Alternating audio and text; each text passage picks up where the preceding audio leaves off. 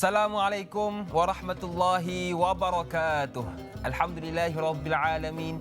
Wassalatu wassalamu ala rasulina wa habibina wa syafi'ina wa tabibi qulubina wa qudwatina wa zukhrina wa maulana Muhammad wa ala alihi wa sahbihi ajma'in wa man tabi'ahum bi ihsanin ila yaumiddin, amma ba'. Hari Selasa, hari ketiga, bila malam makan capati. Ilmu berguna, bekal dewasa, taat kepada perintah ilahi. Alhamdulillah sidang penonton yang dirahmati Allah sekalian.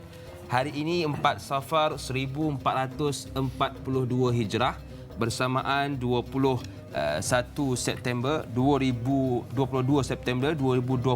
Alhamdulillah Allah masih lagi panjangkan umur kita.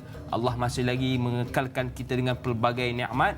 Jadi jom kita balas pemberian Allah Subhanahu Wa Taala. Tak lain tak bukan, kita gunakan segala nikmat ini di jalan Allah Subhanahu Wa Taala. Ada mata, tengok benda yang baik. Ada telinga, dengar perkara yang baik. Ada kaki, berjalanlah ke tempat yang baik. Ada tangan, banyaklah membantu orang yang lain, insya-Allah. Baiklah sedang penonton yang dirahmati Allah sekalian, seperti biasa hari ini kita ingin membincangkan satu topik yang menarik, iaitu hukum meletakkan sutrah. Mungkin ada setengah daripada kita pernah dengar perkataan sutrah dan mungkin yang tak pernah dengar. Jadi hari ini kita nak menjelaskan tentang hukum meletakkan sutrah bersama dengan guru kita. Kalau tuan-tuan dengar suara dia pun tuan-tuan dah cam. Oh, ustaz ni dengar suara pun dah cam. Iaitu Al-Fadhil Ustaz Datuk Dr. Zahazan Muhammad. Apa khabar ustaz? Alhamdulillah baik. Sihat ustaz ya? Alhamdulillah. Ustaz dari mana ustaz? Dari rumah di Bandar Seri Damansara. Alhamdulillah ustaz. Lancar ustaz perjalanan? Alhamdulillah perjalanan elok. Alhamdulillah. Terima kasih ustaz kerana sudi bersama dengan kami di studio pada pagi ini. Kepada sidang penonton yang dirahmati Allah sekalian, jikalau ada kemusykilan ingin ajukan soalan, boleh sahaja buat panggilan ke talian bebas tol 1800 88 1677 atau boleh WhatsApp kami ke nombor 011 1233 6480 atau terus ke Facebook kami Tanyalah Ustaz TV3. Pastikan soalan yang ingin diajukan sekitar tajuk kita pada pagi ini, iaitu hukum meletakkan sutrah. InsyaAllah saya fikir tanpa buang masa, jomlah kita dengar mukaddimah ataupun pencerahan tajuk kita pada pagi ini. Silakan Ustaz. Dari Hakim, tuan-tuan, puan, ibu ayah yang dirahmati dan dimuliakan olehnya. Bicara tentang sutrah, perkataan datang perkataan satara yasturu, maknanya tutup. Ia berpandukan kepada satu hadis Nabi SAW yang mana idza salla ahadukum falyusalli ila sutratin wa liyadnu minhu wa la yad'u ahadan yamuru baina yadayhi. Dalam hadis riwayat Ibnu Majah daripada Abu Sa'id Al-Khudri radhiyallahu anhu, Nabi kita SAW telah bersabda bahawa bila salatnya seseorang kamu, maka hendaklah dia salat menjadikan di hadapannya ada sutrah dan hendaklah dia mendekati sutrah itu. Jangan biarkan sesiapa pun melalui kawasan sujudnya. Jadi daripada hadis ini dia menunjukkan kepada kita tentang keperluan untuk kita semayang di satu tempat yang kita khususkan tempat itu untuk kita jadikan sebagai satu tanda bahawa tempat itu merupakan tempat semayang kita. Jangan diganggu orang. Jangan orang melintas depannya. Jangan menyebabkan kita memerhatikan apa-apa pergerakan yang berlaku depan kita sampai mengganggu khusyuk. Jadi hikmah di sebalik diletakkan perkara sedemikian, satu sekali adalah untuk mengelakkan orang daripada melalui lintas di depan kita. Yang kedua, supaya setiap orang yang salat itu dapat memberikan fokus, dapat melakukan salat dengan penuh khusyuk. Kerana khusyuk ni satu rukun hati yang penting. Andai kalau kita bersih tutup badan, menghadap kiblat, tutup aurat, semua syarat-syarat sah sembahyang itu kita lakukan, kita penuhi dengan sebaik-baiknya, tapi hati kita lompang, hati kita kosong, hati kita terganggu dengan berbagai-bagai isu keduniaan, maka salat itu kemungkinan besar ada komplikasi untuk ditolak di sisi Allah SWT. Ya, kerana kita lihat dalam surah Al-Mu'minun, bila Allah memuji orang-orang beriman, qad aflahal mu'minun alladzina hum fi salatihim khashi'un. Jadi telah berjaya orang yang beriman, iaitu orang yang khusyuk dalam salat. Jadi bicara tentang sutrah ni iaitu penanda kita ketika sembahyang, bertujuan untuk mewujudkan satu kesedaran supaya dalam diri kita tidak ada peluang untuk lalai, untuk leka, untuk teringat perkara-perkara di luar salat. Itu tujuannya. Ustaz, terima kasih atas pencerahan. Makna sutrah ni kalau boleh kita ambil maklum iaitu penanda Ustaz ketika kita solat. Ialah supaya apa, bila kita ada sutrah ni supaya orang tahu oh dia ni tengah solat kan, dia ni ada batas-batas yang tak boleh aku lalu sebab dia tengah solat, dan boleh mendatangkan fokus kepada kita insya-Allah. Baiklah Ustaz, kita ada soalan pertama di pagi ini. Soalan yang diajukan oleh AYB Ahmad di Facebook. Assalamualaikum Ustaz, dai serta kru yang bertugas. Waalaikumsalam.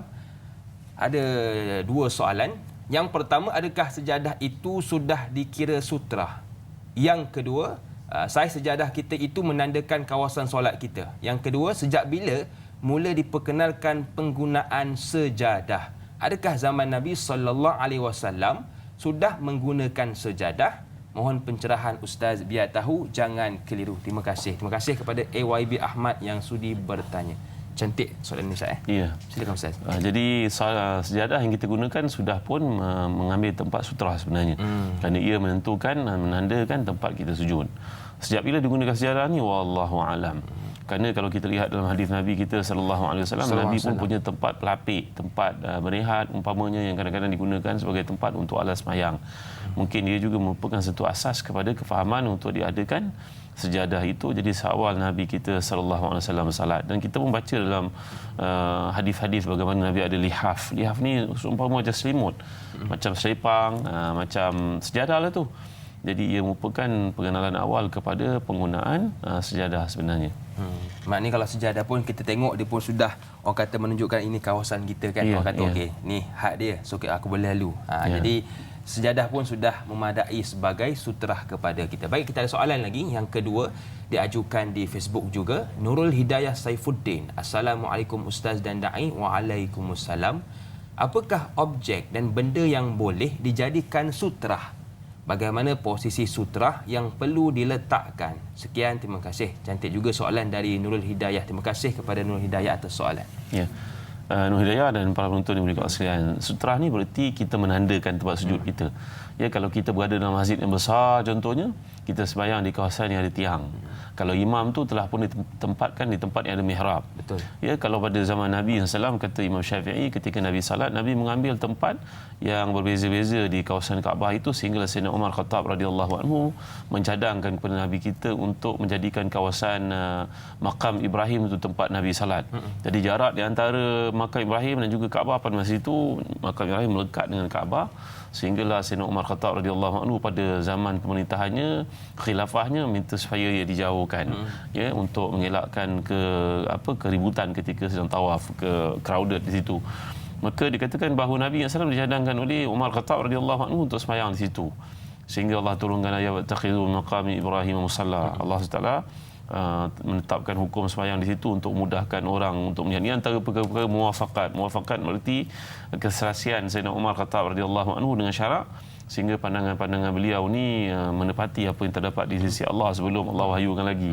Jadi dalam konteks itu, kata Imam Syafi'i, jaraknya 3 hasta, dan ini dilakukan oleh Sayyidina Abdullah bin Abbas radhiyallahu anhuma. Jadi bila kembali kepada isu penandaan sutrah ni, kalau di masjid dah ada tiang, kita menjadikan kawasan sujud kita tu di kawasan tiang, makna tak ada orang nak cross di depan lah. Kalau ada sejadah, kita guna sejadah lah. Kalau dalam masjid yang sememangnya dah ada line macam tu, garisan, maka ia juga mengambil tempat sutra. Kalau plain saja kapet tersebut sehingga boleh mendatangkan kesusahan untuk orang yang melintas depan, kita letaklah mungkin handphone kita, takut handphone mahal, letaklah kopiah ke ketayak ke, letaklah apa sahaja, serban ke selipang kalau kita bawa ke, baju kalau kita bawa ke. Pada zaman Nabi SAW, maknanya istilah sutrah ni adalah tempat untuk memberitahu pelalu ataupun pejalan kaki di hadapan jangan cross kawasan ni. Kadang-kadang semudah meletakkan tongkat pada zaman Nabi SAW, ataupun meletakkan, menggariskan satu di tanah. Kalau zaman Nabi dulu kapet tidak ada, mungkin tanah di padang pasir baginda salam semayang, maka ditandakan garis. Jadi apa sahaja yang boleh kita maklumkan kepada para pengguna masjid yang lain bahawa ini daerah saya untuk saya semayang, jangan cross di depannya, maka itu adalah perkara yang dibenarkan. Bahkan tuan-tuan perempuan muslim-muslimat dimuliakan Allah sekalian, sebenarnya ketika kita dalam konteks semayang ni tadi yang meletakkan sutra, apa sahaja kita boleh letakkan sebagai memberitahu kepada mereka bahawa kita sedang sembahyang. Itu tujuannya. Kalau ada tiang, ada dinding dan sebagainya, itu sudah pun memadai untuk kita, dan beg pun boleh. Jadi itu semua boleh mengambil tempat sutra sebenarnya. Cuma saya fikir Ustaz, yang lebih selamat letak ketayak atau kopiah Ustaz. Kalau letak phone barangkali orang ambil, orang lalu kata alah-alah dah lalu ni, ambil lah dia kata. Baik, jadi bila sebut juga Ustaz tentang sutra, kita ada seorang pemanggil di talian. Assalamualaikum, siapa di sana? Waalaikumsalam warahmatullahi wabarakatuh. Ya. Saya Ilyas bin Abu Bakar daripada Hitam Penang. Ya, apa khabar tuan? Assalamualaikum. Waalaikumsalam. Assalamualaikum. Saya Hakim dan juga Datuk Dr. Azhar. Ya. Soalan saya begini. Setelah diletakkan sutra, ada juga dapat juga orang yang melintas di hadapannya nak minta apakah yang orang yang melintas di hadapan sutra itu berdosa, dikira dosa macam mana? Saya biasa dengar ada dosa yang agak berat juga yang disabdakan oleh Rasulullah. Dan maklumlah di rumah kita yang tidak ada tempat khusus untuk bersemayam, kita hanya meletakkan bantal di hadapan saja. Itu saja. Assalamualaikum warahmatullahi wabarakatuh. Waalaikumsalam warahmatullahi wabarakatuh. Terima kasih kepada Tuan Ilyas Abu Bakar dari Air Hitam Pulau Pinang. Jauh kita punya pemanggil hari ini. Betul Ustaz? Ya. Apakah orang kata balas ataupun hukumlah orang yang kita dah letak sutra tapi dia lalu juga? Ya. Silakan Ustaz. Sebenarnya saya terlupa nak sebut satu perkara tadi nak Hakim. Kalau kita pergi ke negara-negara Arab macam Mesir ke Jordan ke Mekah, Madinah, kita akan lihat mereka mempunyai satu kaedah tertentu untuk penandaan sutra ni. Mereka buat satu macam rihal cantik. Rihal yang letak di situ menandakan bahawa itu tempat sembahyang kita. Terutamanya masjid ini tadi besar kan. Idakan masjid mutasian. Masjid tu besar sangat sehingga mereka nak pergi ke dinding depan tu barangkali jauh.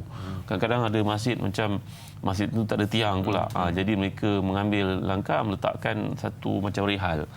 Ya, kadang-kadang kita boleh pakai macam stand Quran. Sekarang kita pergi ke mana-mana masjid, kita lihat ada stand Quran kan. Kalau kita pergi ke Masjid Aqsa, kita lihat banyaknya stand Quran mereka letak menurun tu. Itu pun boleh mengambil tempat sutra. Kalau kerusi yang ada tidak digunakan orang pun boleh mengambil tempat sutra ni tadi. Jadi kembali kepada soalan dikemukakan tadi adalah tentang orang yang melintas di hadapan orang salat. Kalau kita baca dalam hadis yang sahih riwayat Bukhari Muslim, law ya'lamul mar baina yaday musalli madza alaihi ani min al-ithmi lakana yaqif 40 khairan lahu min an yamura baina yaday musalli. Kalau seseorang itu tahu tentang dosa apabila melintas di depan orang yang salat ni, dai Hakim, melintas di depan orang salat ni, kalau mereka tahu dosa yang ditetapkan oleh Allah terhadapnya, maka tentulah dia sanggup duduk di satu tempat 40 daripada dia lalu di depan orang salat kerana ia merupakan satu buatan yang haram sebenarnya. Ya, jadi perawi hadis ni mengatakan aku pun tidak pasti 40 hari ke 40 bulan ke 40 tahun aku tak ingat. Kalau 40 hari pun duduk satu tempat tentu penat kan. Apatah lagi kalau nilaian hari akhirat. Jadi hadis ini menunjukkan kepada kita satu peringatan penting kepada mereka supaya menjaga tata susila di masjid. Ada etika, ada adab dia. Ya, adab ni satu benda yang penting. Ya, kalau kita bercakap dengan ibu kita, bercakap panggil mak baik-baik, bahasakan diri kita, nama kita, tapi kita cakap pinggang. Betul. Tak ada adab namanya tu. Ya, kita duduk atas kursi, mak duduk kat bawah, jadi tak ada adab. Mungkin akhlak ada sedikit tapi adab tidak ada. Jadi adab ni satu benda yang penting. Gitu juga dalam salat, maka ada adab kita masuk ke masjid. Bahkan kalau kita tengok prihatinnya Nabi kita sallallahu alaihi wasallam, kalau seseorang datang Jumaat lambat, jangan dia melintah-lintah orang. Dan adab pula bagi mereka yang datang awal, duduklah awal di depan, jangan duduk kat belakang menyusahkan orang untuk masuk, melangkah, tak ada tempat hujan dan sebagainya. Jadi semua orang bertepuk tak boleh sebelah tangan, kena dua-dua sekali. Berarti pihak yang sembahyang pun kena meraihkan hukum sutra. Betul. Dan yang melintas pun hendak pastikan jangan melintas di depan orang yang sedang sembahyang. Ya, tapi ada satu perkara yang penting kita kena ingatkan di sini, bahawa dalam hadis menunjukkan bahawa sahabat Nabi SAW mereka boleh menahan tangan seperti ini kalau orang melintas di kawasan sutra kita. Kita dah tak ada tempat elok-elok, dia masih nak melintas kat situ juga, maka kita kena tahan dengan tangan kanan. Jadi kalau seseorang tahan dengan lembut lah, kalau dia berusaha juga untuk melintas, kita kena kasarkan sikit diri kita, ya, kita kena tahan betul-betul supaya dia tak melintas. Tapi kadang-kadang Allah yarham Datuk Ismail kamu cerita, saya teringat satu kisah lawak beliau. Ya, kadang tahan ini dia pergi salah punya kita pula. La ilaha illallah Muhammad Rasulullah. Jadi dalam hukum kita dapat lihat Nabi mengatakan falyuqatilhu fa innahu syaitan. Kalau kita tahan orang itu masih lagi berusaha untuk lalu juga kawasan tersebut padahal tempat masih luas, kita kena yuqatilhu, maknanya kita berlaku keras padanya. Bukan yuqatil makna muqatalah dengan pedang dan senjata, bukan berarti di situ. Penjelasan hadis ini dikata Imam Al-Baghawi dalam Syarh Sunnah bahawa kita hendaklah berusaha dengan lebih tegas mengelakkan dia untuk melintas kerana perbuatan itu merujuk kepada perbuatan yang jahat. Kan aku dah beritahu kau ni daerah aku sembahyang, apa kau nak lalu sini? Kan banyak tempat lain untuk lalu. Tapi kalau kita sembahyang berjemaah, jangan tahanlah. Kalau orang nak keluar mungkin wuduk batal ke, nanti jadi perkara lain lah kat situ. Kerana yang diharamkan untuk melintas hanyalah di depan imam sahaja. Jadi imam mengambil tempat sutra kita. Kalau seorang keluar kerana batal wuduk dan sebagainya, itu tidak patut kita tahan. Kerana sutra yang paling utama ketika sembahyang Jumaat ni imam sahaja. Baik. Mana jangan ambil remeh lah kalau nampak sutrah tu kita ikut jalan lain. Jangan kita bantai juga sebab ada balasan dari Allah Subhanahu Wa Taala. Yalah, sebab kadang-kadang dia tahu Ustaz, dia nampak je tapi tak apalah kan. Aku malas nak jalan jauh, lalu je lah. Jadi ini balasan kepada orang yang dah nampak, dah tahu tapi tetap jalan juga di hadapan sutrah tersebut. Baiklah, kita raikan soalan seterusnya di Facebook juga. Khadijah Hasan. Assalamualaikum Ustaz dan da'i. Waalaikumsalam. Ustaz, soalan saya, jika kita solat, bagaimana kalau kita solat dalam hutan, perlukah saya meletak sutrah di tempat saya solat? Dan berapakah jarak yang perlu kita meletakkan sutrah cara Rasulullah? Mohon pencerahan Ustaz. Terima kasih kepada Khadijah Hasan atas soalan. Dalam hutan bagaimana pula Ustaz? Ya. Dalam hadis menunjukkan kepada kita galakan untuk letakkan sutrah ni.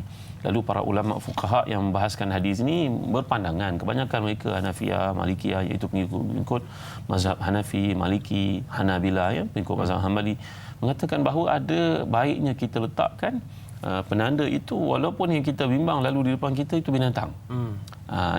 Jadi ini menunjukkan kepada kita perkara sunat sebenarnya, bukannya wajib. Kerana dalam hadis yang lain Ibnu Abbas radhiyallahu anhuma, ketika Nabi sembahyang di Mina di tempat yang luas itu, Nabi tak meletakkan sutra. Jadi menunjukkan kepada kita meletakkan sutra ni satu benda istihbab. Istihbab ni berarti satu benda yang digalakkan, disunatkan. Jadi setengah mereka berpandangan kalau kita sembahyang atas sutuh. Sutuh ni makna sembahyang atas roof. Roof sekalipun kalau kita tahu di depan kita takkan ada orang melintas. Jadi digalakkan juga untuk letak. Ini pandangan daripada sebahagian para ulama. Jadi sekadar beritahu kepada kita tentang tempat kita sembahyang dan supaya kita dapat fokus dalam sembahyang yang kita lakukan, itulah daerah kita, dan memberi tahu kepada sesiapa sahaja yang lalu di depan, ini kawasan dia sembahyang, jangan melintas di kawasan tersebut. Jadi ini satu pandangan dalam pandangan para ulama fuqaha. Baik Ustaz, terima kasih atas persoalan. Kalau boleh kita letakkan sutra untuk kita, orang kata ialah walaupun dia perkara sunat, tetapi takut-takut juga kalau ada orang lalu Ustaz, walaupun kita bimbang, kita rasa tak ada orang tempat ni, tapi letakkan sahaja untuk kita mengambil pahala sunnah tersebut. Baiklah, senang penonton, kita nak berehat seketika, insya-Allah kembali bergabung selepas ini.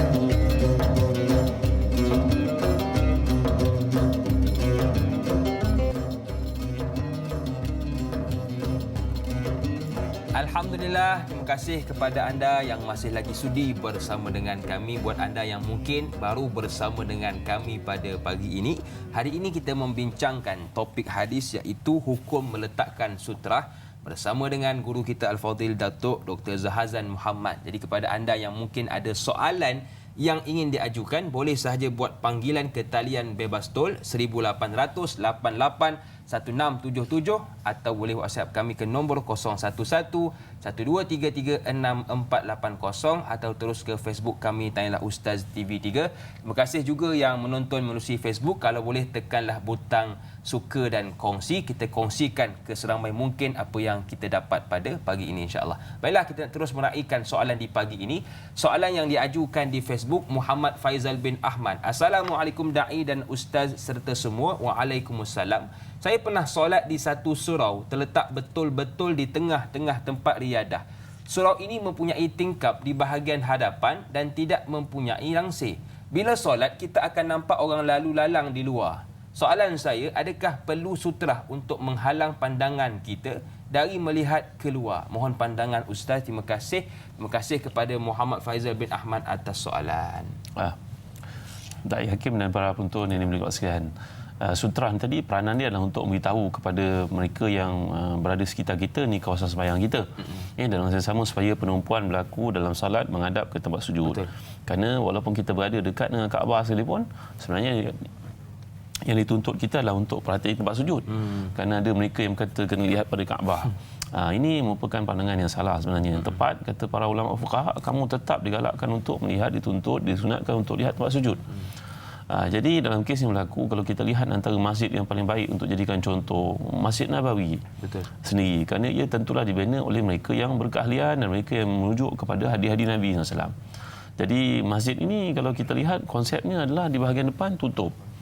Untuk mengelakkan ni seperti yang digambarkan tadi, nanti mata akan berkeliaran melihat benda-benda di luar sana. Bahkan ada setengah para ulama mengatakan masjid ini buatlah hiasan tercantik padanya, hukumnya sunat. Ya, setengah para ulama menggalakkan, setengah lain mengatakan tapi jangan sampai menjadikan direction kita ataupun fokus kita dalam sembahyang itu terganggu. Kerana terlalu banyak sangat lakaran, lukisan, warna, corak dan sebagainya. Kalau buat sekadar keperluan cantik, bagi orang tengok cantik, mata dipandang. Kalau ada arkitek-arkitek, mereka boleh bagi pandangan-pandangan terbaik yang mana boleh mengelakkan kita daripada hilang fokusnya tadi. Jadi nasihat saya kepada surau yang nak dibina, masjid nak dibina, kita rujuklah kepada peruntukan-peruntukan. JAKIM pun ada keluarkan tentang layout, tentang bagaimana cara binaan yang betul. Ini adalah satu perkara yang penting. Tentu research team yang ada, mungkin tim arkiteknya, engineer tentu akan merujuk pada perkara-perkara sedemikian. Anda ia sudah pun dibina, maka galakan untuk kita pastikan jangan sampai terbuka, dapat lihat di depan lagi hilang fokus orang yang sedang sembahyang. Ya, langkah baiknya kalau dapat ditanam pokok-pokok contohnya yang sikit pun cantik untuk tutup cover kawasan depan itu, supaya tidak orang sembahyang melilau mata melihat macam-macam benda di hadapan. Tak malu kalau pasar raya. Pasar raya Ustaz. Jadi ini antara perkara yang kita kena jaga kerana kita nak hadirkan dalam hati khusyuk ketika solat itu. Betul. Jadi antara tips yang dikongsikan oleh Ustaz, kalau boleh mata kita ni pandang bawah untuk menghadirkan khusyuk. Ialah sebab bila pandang depan mulalah nampak tulisan itu, rasa nak baca, nampak orang lalu, orang pakai baju pula ditulis apa pandang-pandang, baru kau nak tunduk kan. Jadi ini antara tips yang boleh kita gunakan untuk menghadirkan khusyuk insya-Allah. Baiklah, kita ada seorang pemanggil di talian. Assalamualaikum. Siapa di sana? Waalaikumsalam warahmatullahi wabarakatuh. Da'i Hakim dan Datuk Dr. Jahazan Muhammad. Saya Omar Abdul Majid dari Felda Cini Timur 3, Pekan Pahang. Assalamualaikum Datuk dan Da'i. Waalaikumsalam warahmatullahi wabarakatuh. Ya, soalan saya begini Datuk ya. Datuk, kita ni ialah bukan kita lah, saya pun kadang-kadang Datuk ya, tengok orang sembahyang kadang-kadang letak apa dia punya selendang apa semua ni. Kadang-kadang saya sendiri pun kenapa orang ni letak benda begini? Ada barang ke, ada apa ke? Kita lalu juga kadang-kadang saya tengok orang lalu juga. Jadi apa penyebab utamanya? Kenapa orang tak pernah ambil indah benda-benda begini? Ada macam kata Datuk tadi ya, ada Datuk kata orang ulu tangan dia bagi salam pula dah. Jadi apa penyebab utama? Adakah benda ini tidak dititik beratkan langsung ke Datuk atau bagaimana Datuk perkara macam ini? Kerana banyak saya lihat orang buat tak tahu je benda orang letak seterah depan ini. Itu soalan saya Datuk dan Da'i. Terima kasih banyak Datuk dan Da'i. Assalamualaikum. Waalaikumsalam warahmatullahi wabarakatuh. Terima kasih kepada Tuan Omar dari Pekan Pahang ya. Suka dengar Puan Omar bila bercakap ya. Sedap dengar ya. Betul, saat hari ini ada orang ialah dia melanggar sutra dan nampak dia melanggar. Mungkin sebab faktor jahil ataupun sudah berilmu tapi dia tak tahu balasan bagaimana. Mungkin Ustaz ada sedikit pencerahan. Ya. Terima kasih kepada Cik Omar.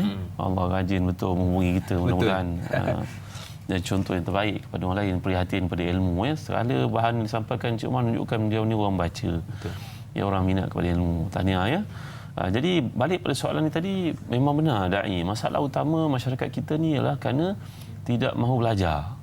Kejahilan yang berlaku. Ya, kadang-kadang bila pergi ke Mekah ada orang bertanya soalan, memang soalan ni rasa macam pelik sangat kita dengar soalan dikemukakan. Kadang-kadang pagi Jumaat di Masjid Haram, Masjid Nabawi, kadang-kadang tak selalu ya. Imam-imam Masjid Haram ni mereka akan buat sujud sajadah. Kalau negara kita memang tiap-tiap Jumaat alhamdulillah lah ikut kepada hadis satu sunat muakkad. Tapi di negara seperti Saudi ramainya datang daripada berbagai mazhab. Bagi mereka ada yang tidak mengatakan dia sunat pagi Jumaat untuk sujud sajadah. Tapi kadang-kadang imam tu meraihkan dia buat sujud sajadah. Ada soalan bertanya apa sujud pagi tadi ya? Jadi orang ini usianya sudah pun lanjut, tapi soalannya menunjukkan dia tak pernah sembahyang ke kat Malaysia kadang-kadang. Jadi ini antara benda yang menunjukkan kepada kita bab ada satu lacks, ada satu kekurangan, ada satu masalah di sudut ilmu yang berlaku pada masyarakat. Mungkin mereka tak belajar, mungkin mereka tak diberitahu. Jadi kita ayah ibu ni kena ambil berat perkara-perkara semikian, tuan-tuan dimuliakan Allah sekalian.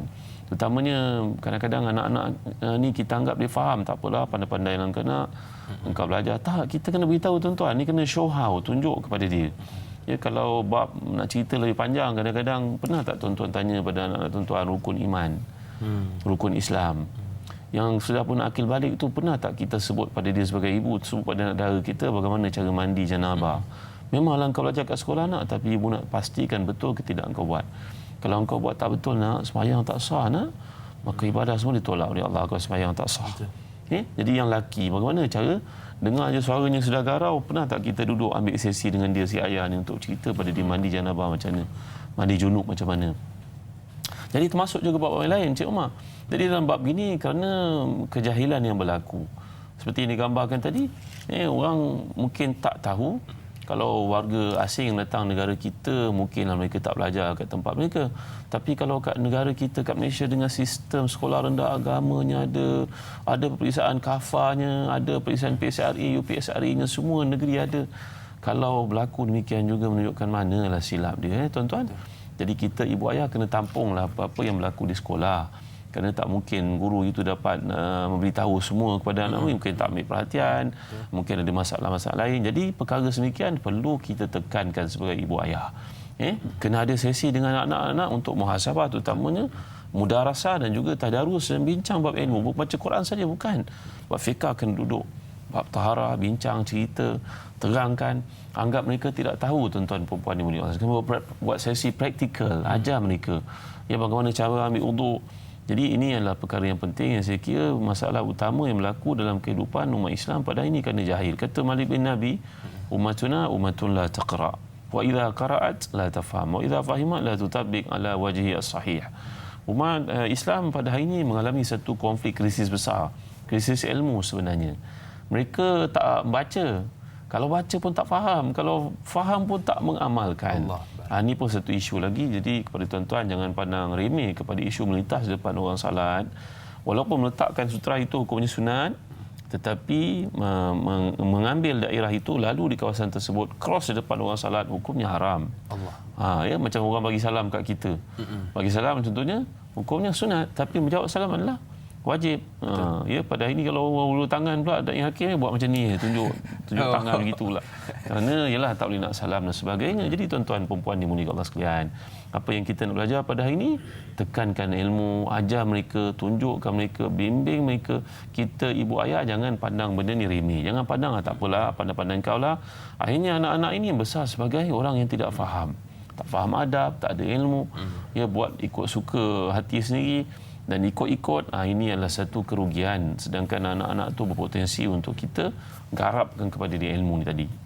Saya sangat setuju apa yang Ustaz katakan tadi. Perlu kepada ilmu. Sebab ialah kalau kita letak sutrah tinggi mana pun, contoh macam stand Quran, tapi orang yang lalu tak ada ilmu, tak jadi juga Ustaz kan? Letak stand Quran, yang lalu tak ada ilmu, apa letak sini? Dia pun angkat alih tempat lain sutrah tersebut. Jadi perlu kepada ilmu, tuan-tuan, supaya apa? Kita tak jahil dan kita tak lalu langgar sutrah tersebut. Baiklah, kita ada soalan yang seterusnya. Tadi Ustaz kata tentang ada orang ni dia melanggar sutrah. Bagaimana pula orang yang dia terlupa Ustaz nak letakkan sutrah, seperti yang diajukan oleh sahabat kita di WhatsApp.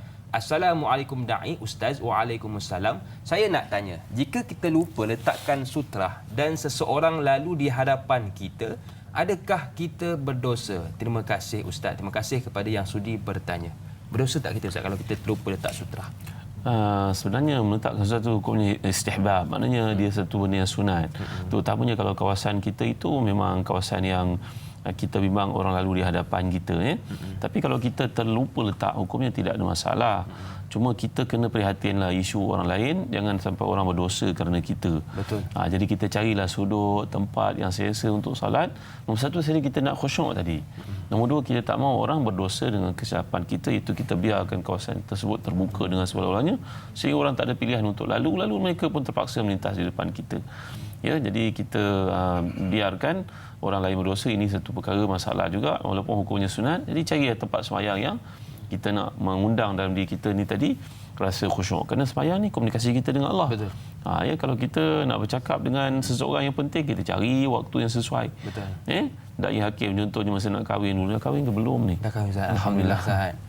Ya, jadi nak kahwin dulu pergi cari pak mentua kan. Betul. Bila masa kita cakap dengan pak mentua ni, cakap waktu yang selesa, yang sesuai. Yang bakal pak mentua kita mungkin tak sesuai cakap kat pasar pagi. Betul. Pasar tani kena cari kat masjid. Menjerit Ustaz. Ya. Kat pasar. Jadi begitu juga kita sembahyang tuan-tuan, kita munajat pada Allah. Jadi cari tempat yang selesa, zon yang selesa untuk kita salat kerana kita sedang bercakap dengan Allah. Dan kalau kita belajar dalam hadis, bila kita baca alhamdulillahirabbil alamin, Allah jawab kan, hamidani abdi wa majjadani, hamba aku sedang muji aku kan. Jadi setiap patah yang kita ungkapkan tu kalau kita hayati, kata Imam Ghazali dalam Ihya Ulumuddin dalam khusyuk salat, sebenarnya jawapan daripada Allah Taala. Allah berkomunikasi dengan kita. Ya, kalau kita nak bercakap dengan Allah, banyakkan salat, kata Imam Ahmad. Kalau kita nak Allah bercakap dengan kita, banyakkan baca Quran. Kadang-kadang kita dengar cerita orang mati ketika sedang sujud. Ni terlanjur kita berceritalah mati sedang baca Quran. Tuan-tuan cakap macam tu senang tuan-tuan. Mati sedang sujud, nak mati dalam sujud, nak mati baca Quran. Tuan-tuan tahu tak berapa lama dah dia membaca Al-Quran. Betul. Sehingga Allah pilih dia, jemput dia untuk mati dalam suasana yang paling indah itu. Kalau kita dengar orang sembahyang malam tahajud, mati dalam sujudnya, macam Imam Mujahid sebagai contohnya, seorang ulama besar dalam mazhab tafsir dan tafsir Quran, mati ketika sujudnya. Agak-agak dia buat begitu sehari dua ke? Tak. Dia buat bertahun-tahun. Betul. Sehingga dia akan dimatikan dalam keadaan yang paling dia suka buat. Awasi diri kita daripada buat maksiat, kerana bila kita kerap buat maksiat, akhirnya besok takut bimbang akan mati dalam perbuatan maksiat itu. Jadi kembali kepada apa yang berlaku ni tuan-tuan dimuliakan Allah sekalian, tolong ambil perhatian, ambil prihatin, ambil cakna, ya, bahawa jangan kita menyebabkan orang lain berdosa, ya. Jangan kita raikan walaupun hukumnya sunat, tapi kita jaga diri kita daripada menyebabkan orang lain berdosa seperti yang digambarkan tadi. Maknanya nak solat ni kena ada persiapan Ustaz. Ya, kalau ya. kita tahu tempat tu penuh dengan orang kata orang lalu lintas, mana kita bersiap sedia dengan letakkan barang kita supaya apa, orang tahu kita sedang solat. Itu berkaitan dengan orang yang nak solat letakkan sutrah. Ni bagaimana pula Ustaz, orang yang dia lalu, dia tengok tak ada sutrah, letak barang dia sebagai sutrah. Seperti yang diajukan oleh sahabat kita di WhatsApp. Salam Datuk, Doktor dan Da'i Hakim. Waalaikumsalam. Saya ada satu kemusykilan. Situasi ini sering berlaku di surau-surau kecil seperti dalam mall dan stesen minyak. Adakah boleh kita yang ingin melintas orang sedang solat itu meletakkan barang sebagai sutrah apabila ingin melintas di hadapan mereka? Selepas melintas, kita mengambil semula halangan itu. Jazakallah menjawab soalan saya. Diana Rosli, PJ. Terima kasih kepada Diana atas soalan. Ya, di sini ada dua persoalan nampaknya. Yang pertama sekali, kita lihat orang sembahyang dan tidak meletakkan sutra. Lalu ia membuka ruang kepada orang lain untuk berdosa. Nanti terpaksa cross di hadapannya. Tapi tempat-tempat yang kecil seperti ini, kadang-kadang berlaku darurat. Kita tak ada pilihan. Kadang orang lain nak masuk sembahyang. Kan contohnya kat stesen minyak kan. Dan tempat tersebut kecil. Kita tak ada pilihan, melainkan kena cross di hadapannya. Ini pun satu benda yang boleh ditimbulkan juga, ya. Jadi andai orang sembahyang, kita letak satu di depan, kemudian kita cross di hadapan itu bagi mengelakkan kita daripada melintas di hadapannya. Yang sebenarnya dia orang yang sembahyang itu kena buat demikian. Jadi kalau kita nak lalu kat situ, kita barangkali kita boleh ambil kerusi ke, ambil sejadah ke, ya, letakkan di hadapan itu supaya tidak menyebabkan orang lain terdedah berdosa ni tadi. Ya, kalau kita letak barang ni, kita ambil balik semula, nanti orang lain pun mengalami masalah yang sama untuk lalu di kawasan tersebut, ya. Tapi seandainya kawasan tersebut memang sempit, idza dhaqal amru tasa' dalam kaedah syarak fiqh meletakkan, ya, di mana ni adalah darurat. Jadi kita tak ada pilihan, kita kena lalu kat situ macam mana sekalipun. Tempat-tempat yang kadang-kadang didesain tidak meraihkan para pengguna ni timbul masalah. Jadi kalau dah berlaku demikian, tak ada pilihan, kita mohon kepada Allah keampunan, dia tidaklah berdosa insya-Allah. Baik, terima kasih Ustaz atas soalan. Maknanya hari ini kalau boleh kita nampak orang tak ada letakkan sutrah, letakkanlah sutrah. Kalau boleh letakkan tu barang yang ada di surau lah Ustaz, sejadah ke kursi, jangan kau letak kunci kereta kau pula. Kan jenuh nak menunggu orang tu siap solat. Jadi kena bijak juga dalam melaksanakan ibadah kepada Allah Subhanahu Wa Taala. Baiklah, kita ada satu soalan yang diajukan di Facebook. Melo Ismail. Assalamualaikum Ustaz dan Da'i. Semoga dalam rahmat Allah Subhanahu Wa Taala. Amin. Waalaikumsalam. ketika kita berada di tanah suci Mekah, tidak ada sutrah pun diletakkan di depan kita. Sedangkan orang asyik lalu ketika kita mengerjakan solat. Bagaimana dengan solat yang kita lakukan? Mohon penjelasan dari Ustaz. Hashtag biar tahu jangan keliru. Terima kasih. Tu yang mahal tu, hashtag tu biar tahu jangan keliru. Terima kasih atas soalan Melo Ismail. Silakan Ustaz.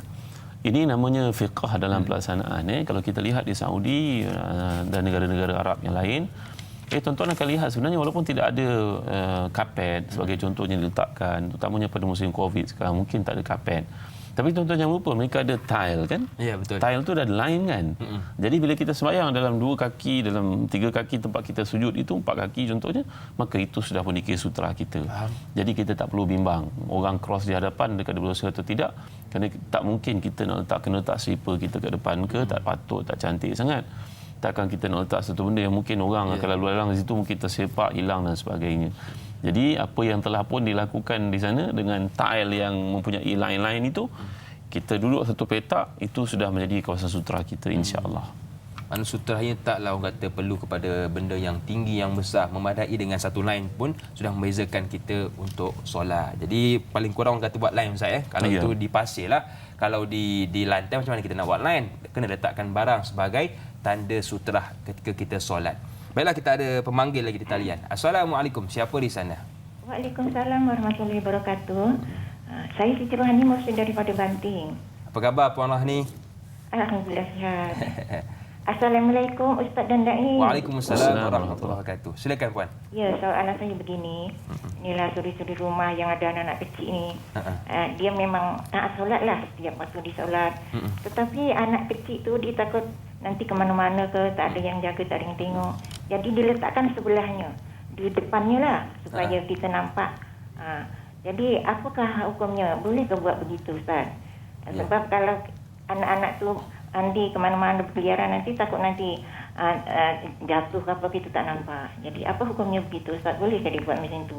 Itu aja soalan saya Ustaz. Assalamualaikum warahmatullahi wabarakatuh. Baik, terima kasih. Waalaikumsalam warahmatullahi wabarakatuh kepada Puan Rohani dari Banting yang sudi membuat panggilan ke kita. Mungkin dia letak anak kot letak anak di hadapan, takut kalau letak jauh takut hilang pula, main di tempat yang jauh, letak di hadapan sebagai sutrah mungkin. Jadi apa penjelasan Ustaz?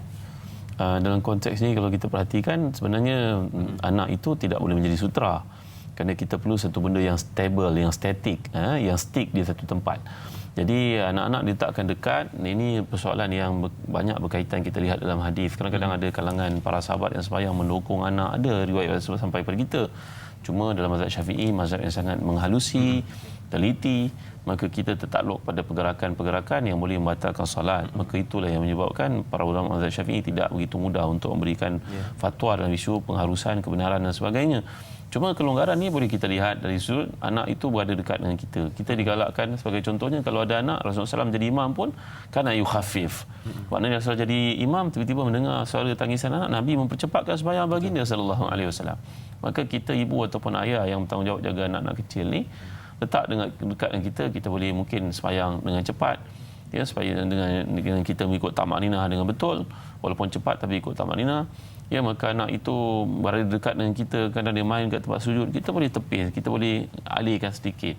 Ya, kita boleh sujud di tempat yang tidak kena pada anak ni sebagai contohnya. Jadi ada adab, etika dan juga panduan dalam sembahyang ni. Kalau kita rujuk dekat Sahibus Samaha Mufti Wilayah pun ada mengeluarkan satu jalan keluar, satu garis panduan dalam kes-kes sembahyang melibatkan anak-anak ni. Wallahu a'lam.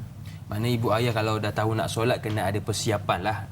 Mungkin kita letakkan anak tersebut di bawah jagaan ibunya kalau ayah nak solat, ataupun letak di bawah jagaan mak kita sementara. Maknanya kena ada persiapan ketika kita nak solat supaya apa? Everything jadi okey.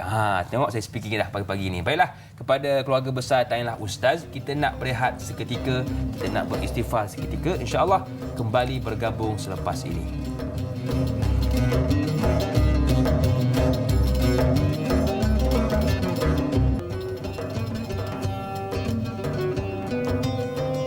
Alhamdulillah, terima kasih kepada anda yang masih lagi sudi bergabung dengan kami semula di pagi ini dalam Tanyalah Ustaz, biar tahu jangan keliru. InsyaAllah mungkin apa yang sedikit sebanyak kita dapat, kita boleh kongsikan di ruangan komen Facebook Tanyalah Ustaz, biar tahu jangan keliru. Sebab bagus mereka ni Ustaz ya. Tuan-tuan bukan sekadar menonton dan mendengar rancangan ini, bahkan ada yang aktif Ustaz. Dia tulis balik apa yang telah Ustaz bicarakan di awal tadi. Ini satu benda yang perlu kita ambil maklum dan kita sebarkan kepada mereka yang lain insya-Allah. Baiklah, saya tertarik dengan satu soalan yang diajukan di Facebook oleh Anna Karnina.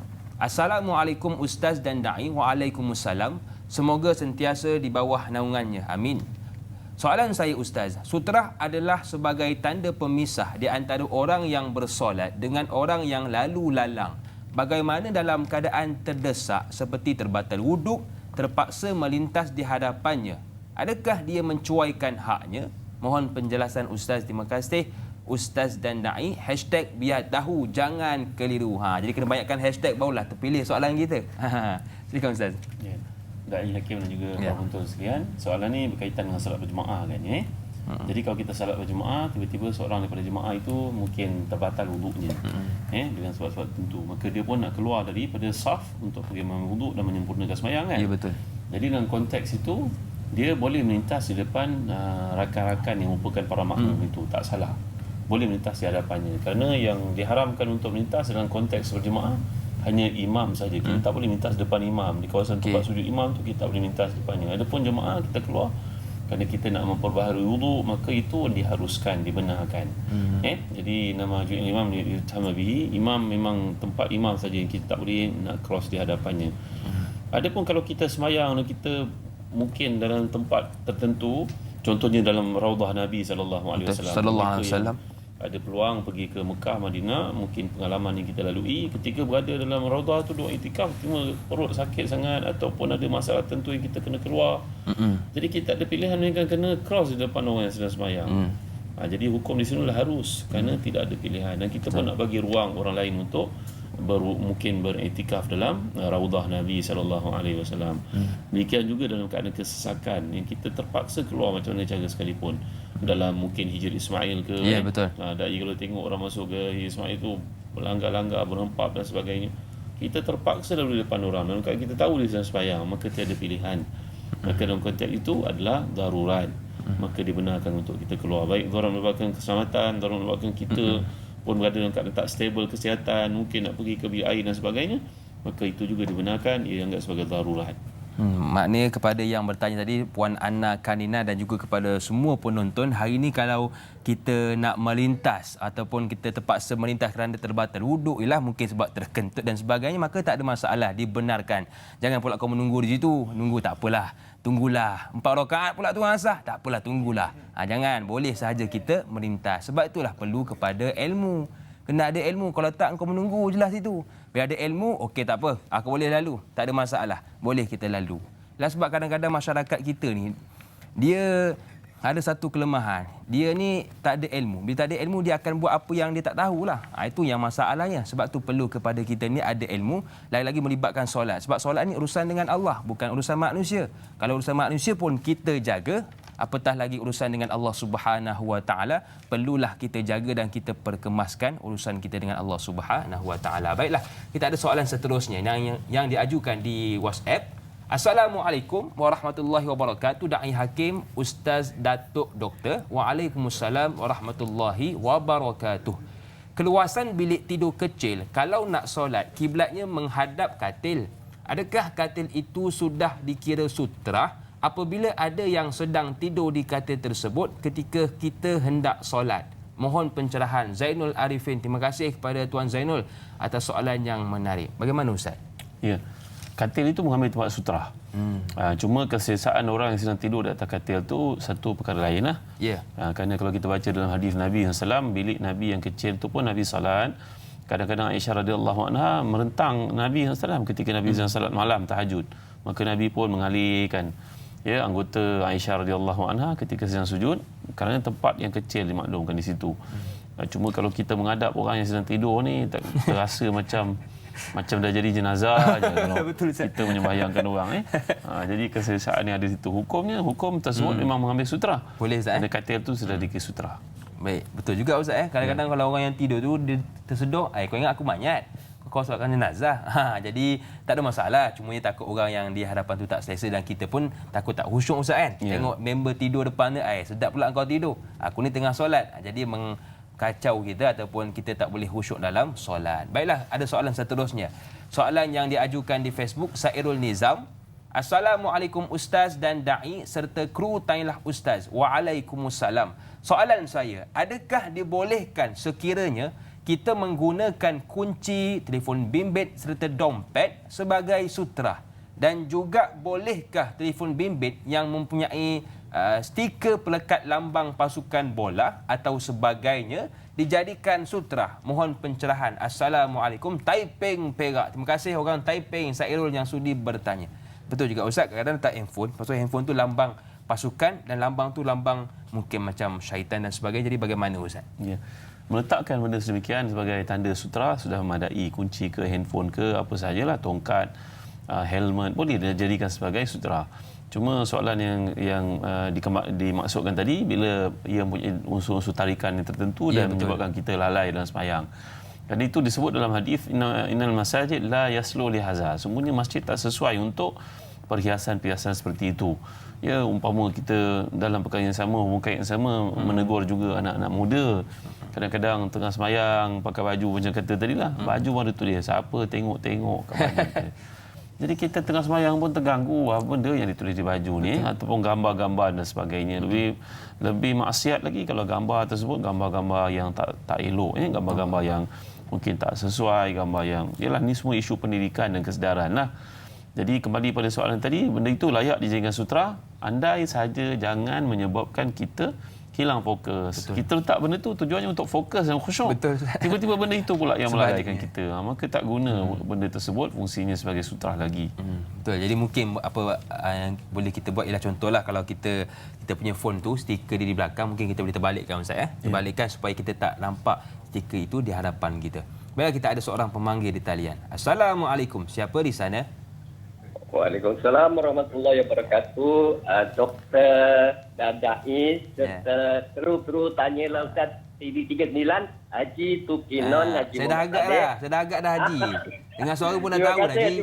Terima kasih banyak-banyak. Dah agak dah, silakan Haji. Soalannya gini Ustaz dan doktor ya. Saya pergi masjid doktor dan Ustaz. Ya. Tapi saya ambil saf pertama lah Ustaz, kat tembok. Memang dah dekat dengan tembok depan sekali, dekat dengan imam Ustaz. Jadi masalahnya, adakah saya nak kena letak sutra juga ke? Sebab dah depan dah, kita kan nak ada orang nak masuk ke depan Ustaz. Sebab itu ialah saf pertama kita ambil, maknanya kalau nak pakai sutra menyibuk pula kat situ kan Ustaz. Jadi saya nak minta pandangan Ustaz, macam mana kaedah ini, adakah perlu ke tak perlu? Itu saja, accept, dia tahu, jangan keliru. Terima kasih. Assalamualaikum. Waalaikumsalam warahmatullahi wabarakatuh. Terima kasih kepada Tuan Haji Tukinun dari suku Daya Johor. Tuan Haji Tukinun dia dah tambah baiklah dia punya perkataan ucapan dia dihujungkan dengan hashtag biar tahu jangan keliru. InsyaAllah akan dapat lagi panggilan. Silakan Ustaz. Tuqinun in kuntum tuqinun. Tuqinun maknanya andai anda semua, kamu semua yakin, kata yakin. Bagus nama ni. Jadi sebenarnya kalau kita sembahyang dalam berjemaah, dalam konteks berjemaah, mungkin saya terlupa nak sebut tadi, nak tekankan bahawa kalau kita sembahyang berjemaah, imam ini menjadi sutra kita sebenarnya.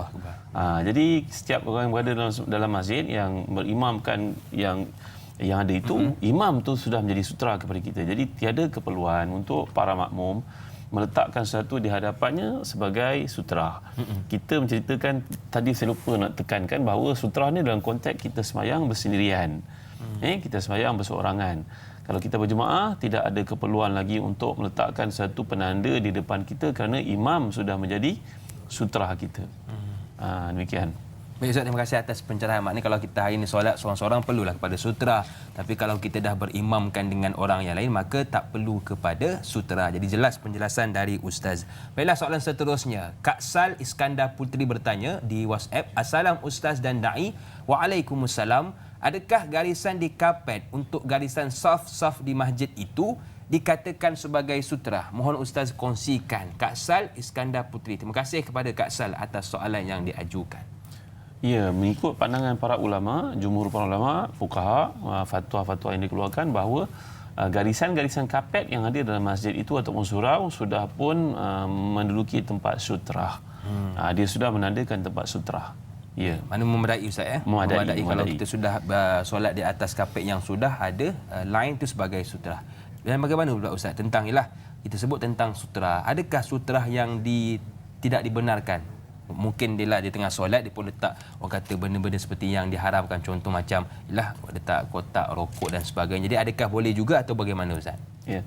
Meletakkan benda sedemikian sudah mengambil tempat sutra sebenarnya. Ya, hukumnya meletakkan itu lagi tanda. Tapi meletakkan benda begitu kurang sesuai lah. Ya, kerana benda sedemikian makin melalaikan kita. Mungkin orang tengok pun akan menjadi pelik pada kita. Ya. Jadi ini juga dikira sebagai satu hukum yang kita kena pedulilah. Namun dan saya tengok bagaimana hebat manusia ni kuat merokok sekalipun. Kaki rokok sekalipun. Kita bukan cerita hukum merokok sekarang. Kita cerita orang kaki rokok lah. Betul.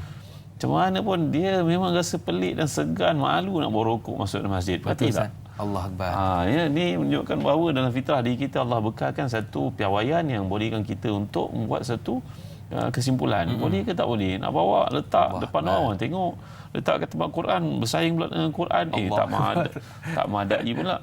Jadi ini adalah tanda bahawa buatan ni eloklah ditinggalkan. Tak sesuai dia masuk ke dalam masjid. Dan kadang-kadang pesan kepada orang kaki rokok ni, kalau kita nak pergi masjid, cucilah mulut elok. Pakai apa-apa ke supaya tidak mengganggu orang lain. Kita mengucapkan amin, orang bau hukum Marlboro ke apa ni sebelah. Orang sebelum tahu tak? Kerana dalam hadis menunjukkan bahawa Nabi SAW bersabda, man akala thuman aw basalan fala yakribanna masjidana. Siapa yang makan bawang putih, bawang merah yang tidak ditumis, maka janganlah datang ke masjid kami. Kerana bau tersebut menyakiti para malaikat dan menyakiti jiran kita dalam salat. Begitu juga makanan-makanan lain. Petai, apatah lagi kalau rokok, orang kaum merokok ni kalau hari Jumaat, carilah cara untuk mengelakkan bau hapak, bau busuk yang melekat pada baju, pada mulut itu sehingga mengganggu orang lain. Maknanya kalau boleh ketika nak solat tu, kalau boleh kita perkemaskan sehabis baik. Kalau kita ni rasa mulut kita kurang berbau busuk, maka kita bersihkan. Kalau agak-agak pakaian kita kurang sesuai, macam orang kata tak tutup aurat dengan sempurna, kita tutup dengan sempurna. Sebab ialah solat ni melibatkan urusan dengan Allah Subhanahu Wa Taala. Kita tak nak kita solat 4 rakaat, kita guna tenaga kita, masa kita, tapi tidak diterima oleh Allah Subhanahu Wa Taala atas faktor-faktor tersebut. Baiklah, saya agak tertarik dengan soalan yang diajukan di Facebook oleh Siti Nurbayah. Assalamualaikum Ustaz, da'i dan kru tanyalah Ustaz. Waalaikumsalam. Saya ingin bertanya, adakah penandaan sutrah ini boleh juga dianggap sebagai tanda seseorang itu menguasai atau menempah kawasan solat itu? Mohon pencerahan Ustaz. Terima kasih. Terima kasih kepada Siti Nurbayah atas soalan. Bagaimana Ustaz dengan orang yang begini? Jadi sutrah ni kata para ulama, kita dapat lihat dalam kitab-kitab fiqh mereka, mazhab Hanafi baik, Maliki, Syafi'i, Hambali, semua letakkan bahawa hukumnya istihbab, hukumnya sunat. Kenapa tadi? Kerana Nabi kita SAW telah pun bersabda, idza shalla ahadukum falyusalli ila sutratin wal yadnu minha wala yad'u ahadan wala yad'u ahadan yamuru baina yadayhi. Kalau seseorang daripada kamu salat, maka hendaklah dia salat pada sutra dan dekat dengan sutra tersebut. Kata para ulama, padu kepada amalan Nabi kita SAW dalam pembukaan kota Mekah, maka Nabi sembahyang di antara baginda dengan Kaabah itu lebih kurang 3 hasta. Jadi dalam konteks ini, galakan untuk kita ambil sutra, tujuan nombor satu sekali untuk beritahu kepada orang yang lalu di hadapan kita, jangan melintas kawasan ini. Ya, betul. Kerana hadis yang telah diterangkan tadi, bahawa orang melintas di depan orang sembahyang hukumnya haram. Dia lebih baik dia berdiri 40, sama ada 40 hari, 40 bulan, 40 tahun. Kata Abu Sa'id Al-Khudri yang meriwayatkan hadis itu. Jadi amaran daripada Nabi kita SAW. Yang kedua, supaya kita yang sedang sembahyang ni dapat perhati tempat sujud yang telah kita jelaskan tadi. Ya, bahawa jumhur para ulama mengatakan sembahyang sunat menghadap ke tempat sujud. Ya, walaupun kita dekat dengan Kaabah. Jadi sujud menghadap ke tempat poin kita sujud itu, pandang ke situ. Ya, supaya kita khusyuk, mata kita ada melilau-lilau. Kerana bila kita letakkan mata kita di situ, kita pandang di situ, maka hati kita fokus. Berlainan daripada mata kita menerawang sana sini, tengok macam-macam benda. Jadi baca pula baju yang orang pakai yang kadang-kadang menarik ni, sebab kadang-kadang kita kena faham ya, dai. Itu Nabi kita SAW suka pakai pakaian warna putih. Pada hari Jumaat sebagai contohnya ya. Tapi kadang-kadang kita pandang pakai hitam, pakai kot itu nampak lebih kemas. Ya, maka sebenarnya Nabi galakkan pakai warna putih. Nabi SAW galak. Kalau kita kaji bagaimana metod Nabi SAW, semua benda tu ada hikmah di sebaliknya. Kalau tuan-tuan ada peluang, bacalah buku bertajuk Indahnya Salat Berjemaah. Buku Indah Salat Berjemaah ni adalah kajian daripada seorang tuan guru saya, ya Ustaz Muhammad Khalil Hussein Hafizahullah mengkaji bagaimana Nabi SAW bina masjid, macam mana para sahabat ikut, macam mana bina letak mimbar masjid pun ada falsafah di sebaliknya. Ya, bagaimanakah cara Nabi berpakaian, kenapa Nabi pakai warna putih. Jadi benda sedemikian ada faktor-faktor yang membantu kita untuk khusyuk dalam salat ni tadi. Jadi tuan-tuan dan puan dimuliakan sekalian, jangan pandang benda remeh, kerana orang-orang saleh, mereka ni merasa bimbang kehilangan peluang berbuat kebaikan. Allah Akbar. Sebagaimana seseorang yang tamakkan bab dunia, ambil kaedah ini. Ya, kalau orang di dunia ni dia berniaga. Kita nak beli katalah nak beli apa benda lah, baju ke apa ke. Kalau dia telah fixkan harga tu, harga tetap, dia kata dia turun harga, saya dia takkan bagi kurang walaupun RM1. Betul tak? Dia akan cakap kepada kita, minta maaf tuan, harga dah key dalam sistem. RM1, usahakan RM1, 10 sen pun tak boleh turun lagi. Betul. Kenapa ya? Kerana peniaga telah menetapkan target. Kalau aku bagi diskaun banyak ni, ini target aku capai. Kalau aku extend lagi diskaun yang diberikan, nanti aku akan rugi. Ini bab dunia. Maka bab akhirat pun siap kita jangan pandang remeh kepada segala peruntukan pahala yang Nabi sebut kepada kita sallallahu alaihi wasallam. Ya, ada seorang penulis buku di negara Arab menulis satu buku bertajuk amalan kecil pahalanya menggunung. Perkara kecil tapi nilainya besar. Ia macam contohnya lepas subuh. Kita lepas subuh, seperti peristiwa berlaku kepada isteri Nabi, salah seorang isteri Nabi bernama Juwairiyah binti Al-Harith yang duduk dalam Masjid Nabawi itu berzikir, berdoa sampai matahari naik. Nabi pulang, Nabi lihat masih lagi berzikir. Nabi bersabda padanya, apa yang kau zikirkan daripada fajar tadi sampai matahari naik? Beliau cerita zikir-zikir yang dia buat. Maka kata Nabi SAW, kau tahu tak, satu zikir yang kau amalkan, saya jazakan kepada tuan-tuan, amalkan zikir ni. Subhanallah wa bihamdi, adada khalqihi wa ridha nafsi, wa zinata arshihi wa midada kalimati. Subhanallah wa bihamdi, adada khalqihi wa ridha nafsi, wa zinata arshihi wa midada kalimati. Subhanallah wa bihamdi, adada khalqihi wa ridha nafsi, wa zinata arshihi wa midada kalimati. 3 kali engkau ungkapkan zikrullah ini, lebih baik daripada semua yang kau baca daripada subuh sampai matahari naik. Tengok, ini adalah perkara kecil tapi besar di sisi Allah SWT. Jadi kita kembali kepada perkara yang diajar dalam Islam. Dia bukan sia-sia ya. Kita cuba buat sedaya upaya. Kalau kita dah tak mampu buat, la yukallifullahu nafsan illa wus'aha. Allah tidak mentaklifkan kepada kita perkara yang di luar kemampuan kita. Jadi kita cuba buat sedaya upaya. Kalau kita dah tak mampu, Rabbana la tu'akhidna in nasina wa akhtana. Ya Allah, setakat ni saja aku mampu buat. Kerana kelemahan kau ampunkanlah aku. Kau janganlah kira pada kekurangan aku, ketidaksengajaan aku. Jadi ini adab kita dengan Allah Subhanahu Wa Taala. Baik Ustaz, terima kasih atas pencerahan. Jangan kita pandang remeh ataupun kecil sesuatu amalan tersebut. Ialah mungkin dengan amalan tersebut membuatkan kita orang yang terpilih untuk masuk ke syurga Allah Subhanahu Wa Taala. Baiklah, kepada keluarga besar Tanyalah Ustaz, kita nak berehat seketika, insya-Allah kembali bergabung selepas ini. Tanyalah Ustaz, dia tahu jangan keliru.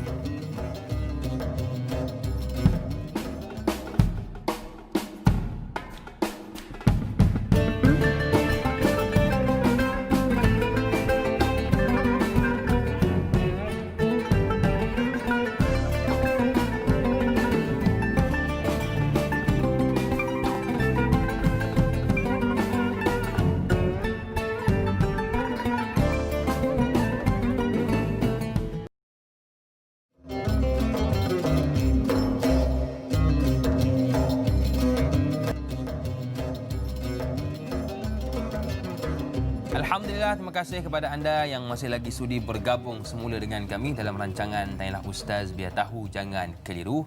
Alhamdulillah, banyak yang sudah kita dapat jawapan atas soalan-soalan yang diajukan oleh sahabat kita. Tinggal kita nak amalkan dan kita sebarkan. Jadi apa yang kita dapat hari yang kedekut, sebarkanlah. Kita ada grup, sebarkan dekat grup. Yang dengar melalui Facebook, kalau boleh tekan balik, tulis balik apa yang Ustaz cakapkan. Ialah kadang-kadang ada orang dalam pukul 7 baru dapat join, dia terlepas yang 6.30 tadi. Jadi bila dia baca balik, dia dapat amalkan, kita pun turut dapat pahala. Okey, baiklah, kita teruskan atas soalan yang diajukan di WhatsApp. Menarik soalan ini. Assalamualaikum Ustaz, da'i serta warga kerja TU, moga dalam rahmat Allah selalu, amin. Waalaikumsalam. Ada kalanya ketika kita solat, orang sebelah kita tidak membawa sutrah. Soalan saya, perlukah saya menawarkan diri untuk berkongsi sutrah dengan melintangkan sutrah saya? Atau tunggu sehingga orang sebelah itu meminta saya berbuat demikian, barulah saya berkongsi dengannya? Mohon pencerahan Ustaz. Terima kasih. Doakan kami di Sabah. Iris Tawau Sabah. Terima kasih orang Sabah yang sudi membuat pertanyaan ke tanya Ustaz. Silakan Ustaz. Dai Hakim dan yang bertanya, dalam konteks sekarang ada dua jawapan. Sebenarnya sutrah ni seperti yang telah kita jelaskan tadi, hukumnya sunat. Ya, tapi mimbab yakni al-adab, iaitu courtesy kita dengan seseorang, seperti yang berlaku sore-sore ni, kita datang ke masjid nak sembahyang, kemudian kita dah terlambat hari Jumaat. Jadi menyebabkan kita dah melimpah Jumaat, dah melimpah-limpah keluar masjid. Maka kita bawa sejadah contohnya, mungkin lihat seorang tak bawa sejadah, kita depakan sejadah tu, kita lintangkan dia untuk memberikan kita dan beliau sembahyang bersama. Ini satu adab yang baik. Subhanallah. Ya, ini satu perkara yang mudah-mudahan satu bab dari bentuk-bentuk buat baik kepada orang. Muasyaratin nas bima huwa ahsan, buat baik dengan orang cara yang terbaik, ya. Cuma dalam konteks sekarang ni kita digalakkan untuk bawa sejadah masing-masing. Betul. Utamanya dalam suasana PKP yang mana bimbang penyakit ini beredar, penyakit ini berjangkit dengan orang lain. Jadi semua orang kena faham tanggungjawablah. Jadi hukum untuk kita bawa sutra bagi kepada orang, hukumnya satu masa dahulu sangat sesuai, sangat baik. Tapi sekarang memandang kepada sejadah ni hendaklah dipakai oleh seorang saja, maka lebih baiklah masing-masing bawa sutra masing-masing, sejadah maksud saya. Jadi sutra ni hukumnya sunat tadi. Di kebanyakan masjid alhamdulillah mereka ada line di atas kapet-kapet, jadi tak ada keperluan dah untuk penandaan sutra kita masing-masing. Cuma kalau kita sembahyang di atas kawasan yang lapang, mungkin atas jalan raya, maka perlulah letakkan sutra ni. Kadang kita datang hari Jumaat lambat contohnya. Jadi kita tertinggal satu rakaat, imam dah sempurna satu rakaat. Jadi kita akan terdedah kepada masalah nanti orang cross depan kita. Jadi waktu itu perlunya kepada sutra ni tadi. Hukumnya adalah sunat. Dan kalau kita nak kongsi dengan orang satu masa dahulu boleh, sekarang kita kena berjaga-jaga di atas nasihat perubatan. Ya. Itulah sebab orang kita ni, orang kata yelah dia suka kongsi Ustaz. Sharing is caring Ustaz.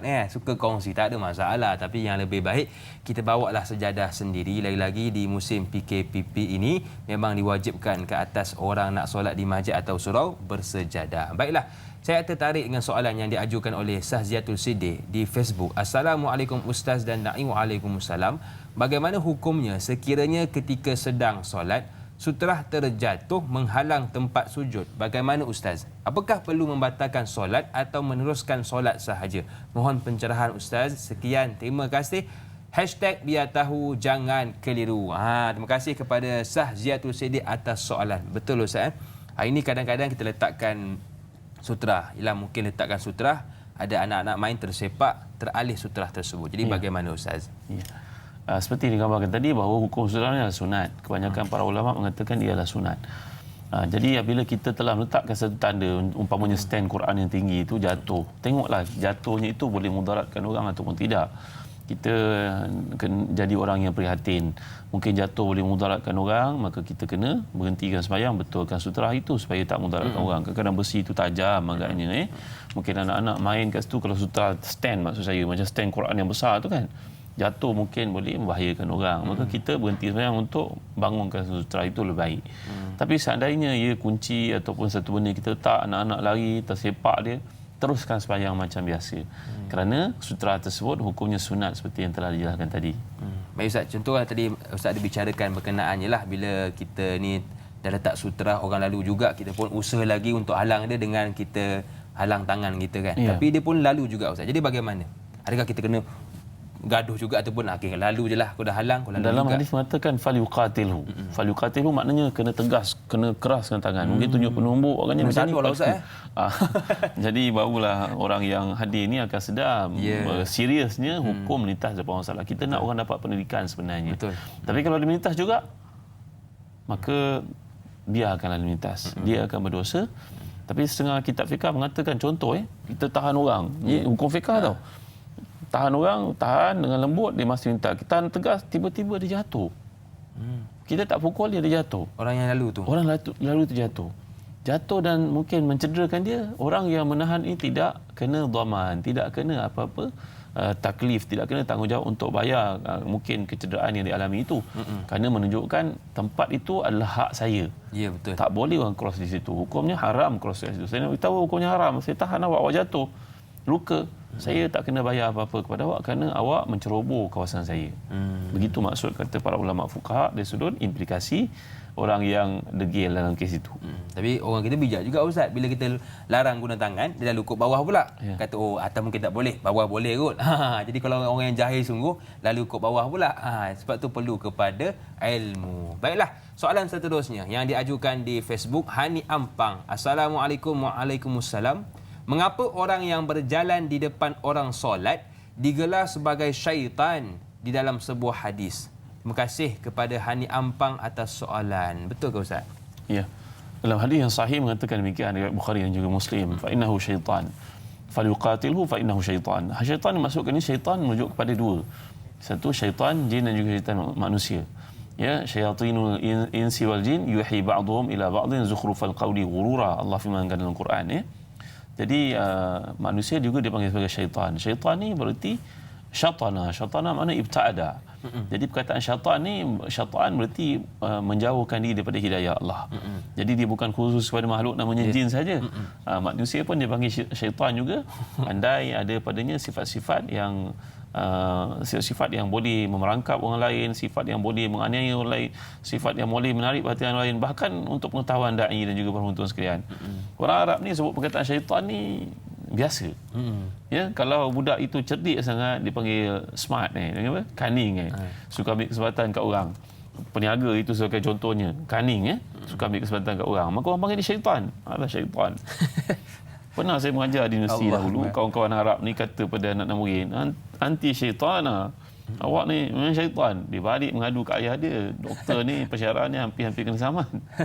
Kerana budaya kita Ya, betul. kerana budaya orang Arab ni dengan orang Melayu lain. Orang Melayu mengatakan fitnah tu tuduhan pada satu pihak, buhtan. Orang Arab sebut menuduh orang ni buhtan. Bukannya fitnah. Kerana fitnah dalam Quran yang Allah sebut itu, wal fitnatu asyaddu minal qatli. Fitnah lebih bahaya daripada membunuh. Bukan fitnah makna tuduh orang, bukan. Ini selalu ditafsirkan salah. Jadi ini budaya menyebabkan pengaruhi kadang-kadang aspek bahasa.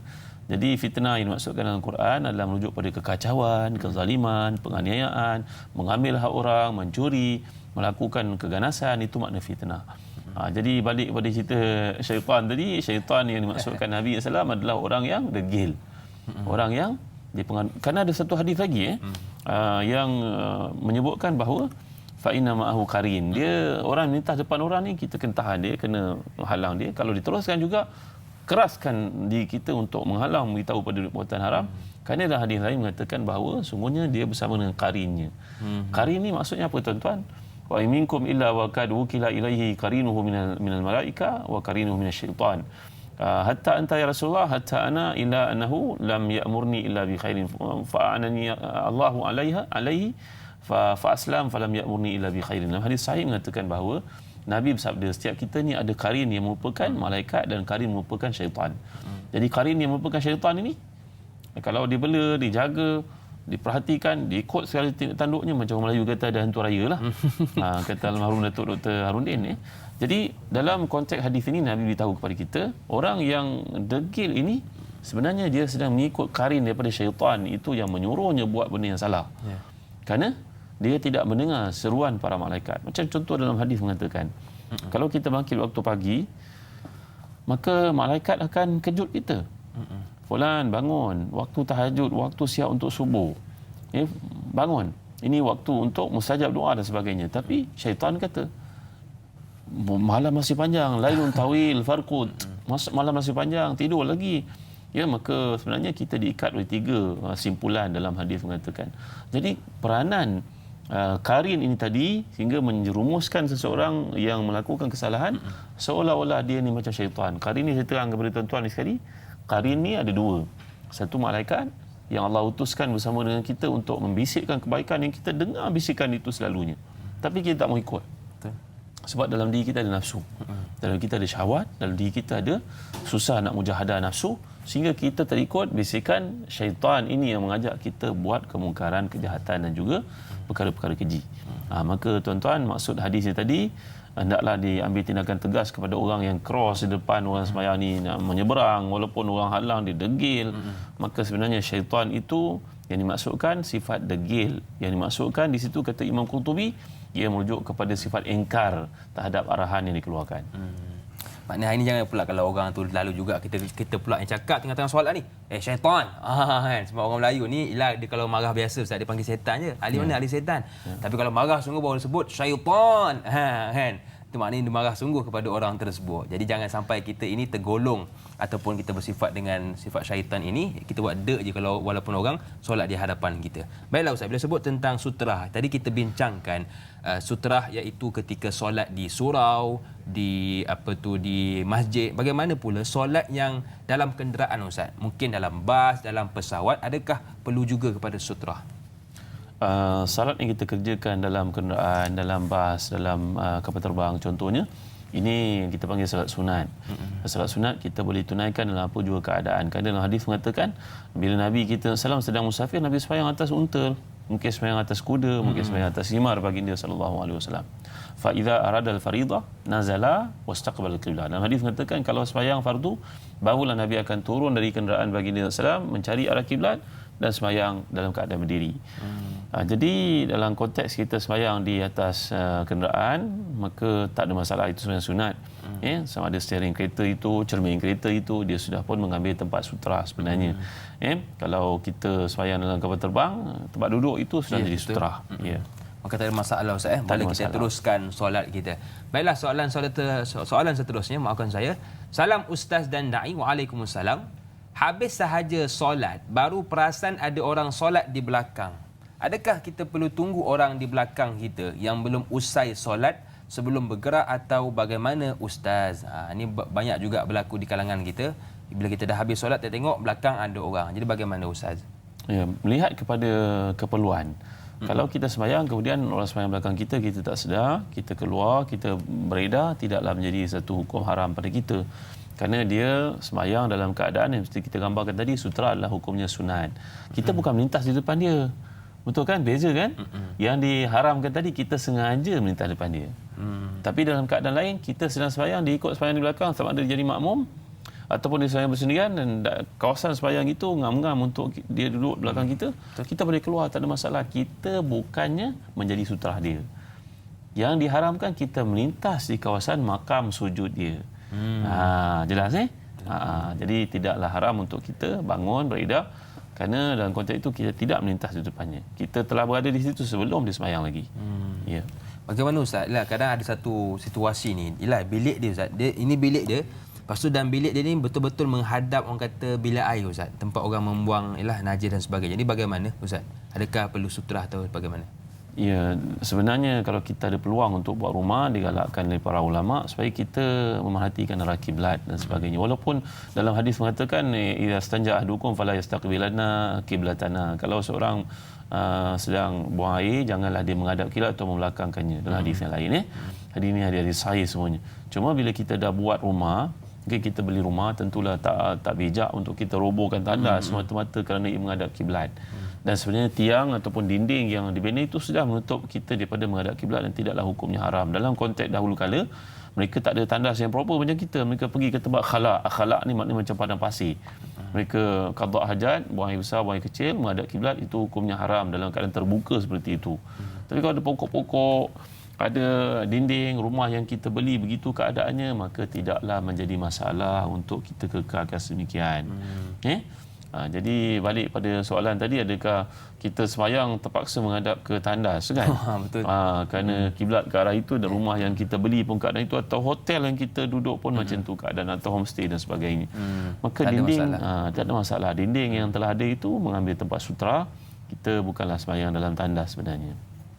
Maka tak ada masalah, jangan pula kita robohkan tandas tersebut Ustaz. Ya, tidak bijak. Tak ada orang kata tak apalah, tandas ni menghadap kiblat pula dirobohkan tandas. Sudah nak pergi buang air besar, pergi pula ke stesen minyak. Jadi itu satu masalah kepada kita. Boleh sahaja, cuma kita akan datang itu lebih baik supaya tidak adalah orang kata bila menghadap kiblat tandas, menghadap kiblat je tandas. Jadi ini suatu benda yang perlu diambil berat oleh mereka yang ingin buat rumah. Sebab bila orang kata tak syok Ustaz lagi pintu tu depan pula kita punya tempat sujud, dia tengah orang kata dia menghadap, betul-betul pintu tandas. Tengah-tengah solat orang buka pintu. Jadi tak syok lah. Bau pun masuk kepada hidung kita, dah hilanglah khusyuk. Jadi ini perlu kita ambil berat supaya apa? Supaya bab kata Ustaz tadi, kita solat letakkan sutrah dan sebagainya supaya kita nak khusyuk. Sebab solat ini urusan dengan Allah Subhanahu Wa Taala. Insya-Allah bila kita khusyuk, kita akan seronok dalam solat kita. Baiklah Ustaz dan sedang penonton, kita pun sudah berada di penghujung Tanyalah Ustaz di TV3, tetapi teruskan menonton siaran tambahan 30 minit di TV9. InsyaAllah jumpa selepas ini. Tanyalah Ustaz, biar tahu, jangan keliru.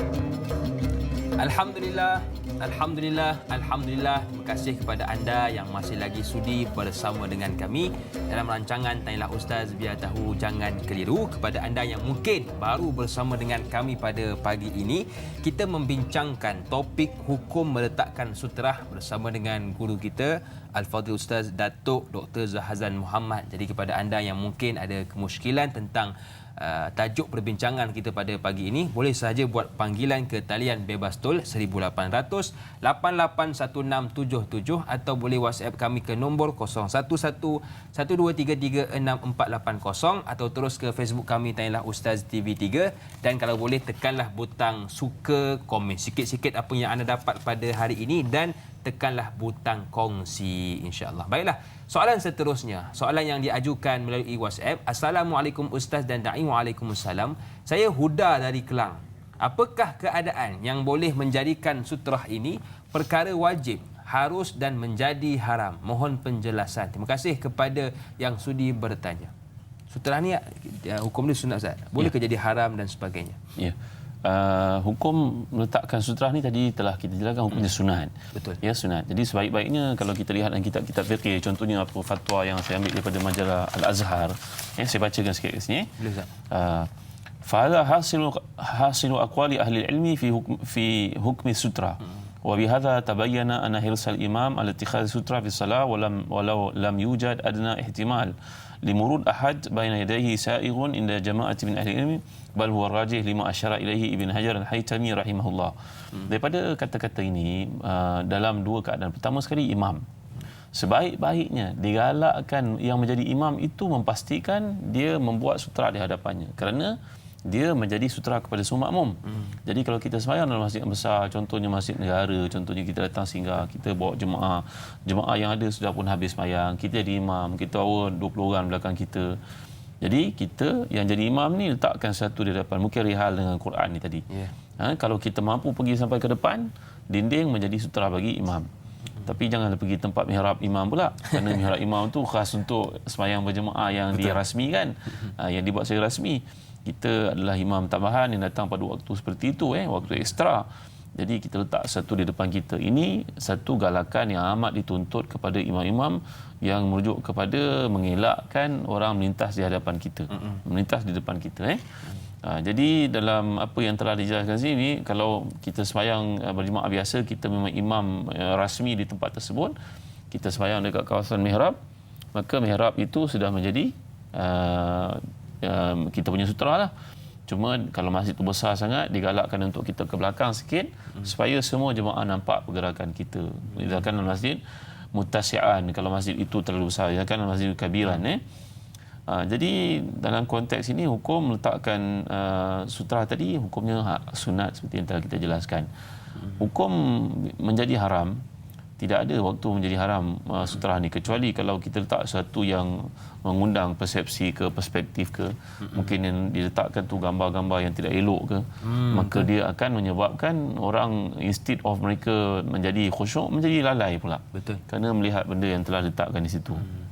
Ya. Baik Ustaz, terima kasih atas pencerahan. Maknanya kita pun buat kata Ustaz lah, kita buat letak sutra untuk dapatkan pahala, tapi kita tengok dapat dosa sebab letak sutra yang orang kata boleh melalaikan orang lain, dan kita juga termasuklah.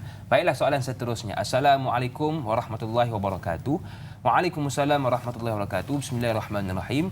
Ustaz, saya berada di saf hadapan dan tiba-tiba buang angin. Saya nak keluar saf tetapi kena melintasi di hadapan ramai jemaah lain kerana kedudukan saya di tengah. Saya nak keluar ke belakang jemaah, tak nak bagi ruang untuk saya mencelah keluar. Soalan saya, apa yang afdal saya lakukan? Mohon pencerahan Ustaz.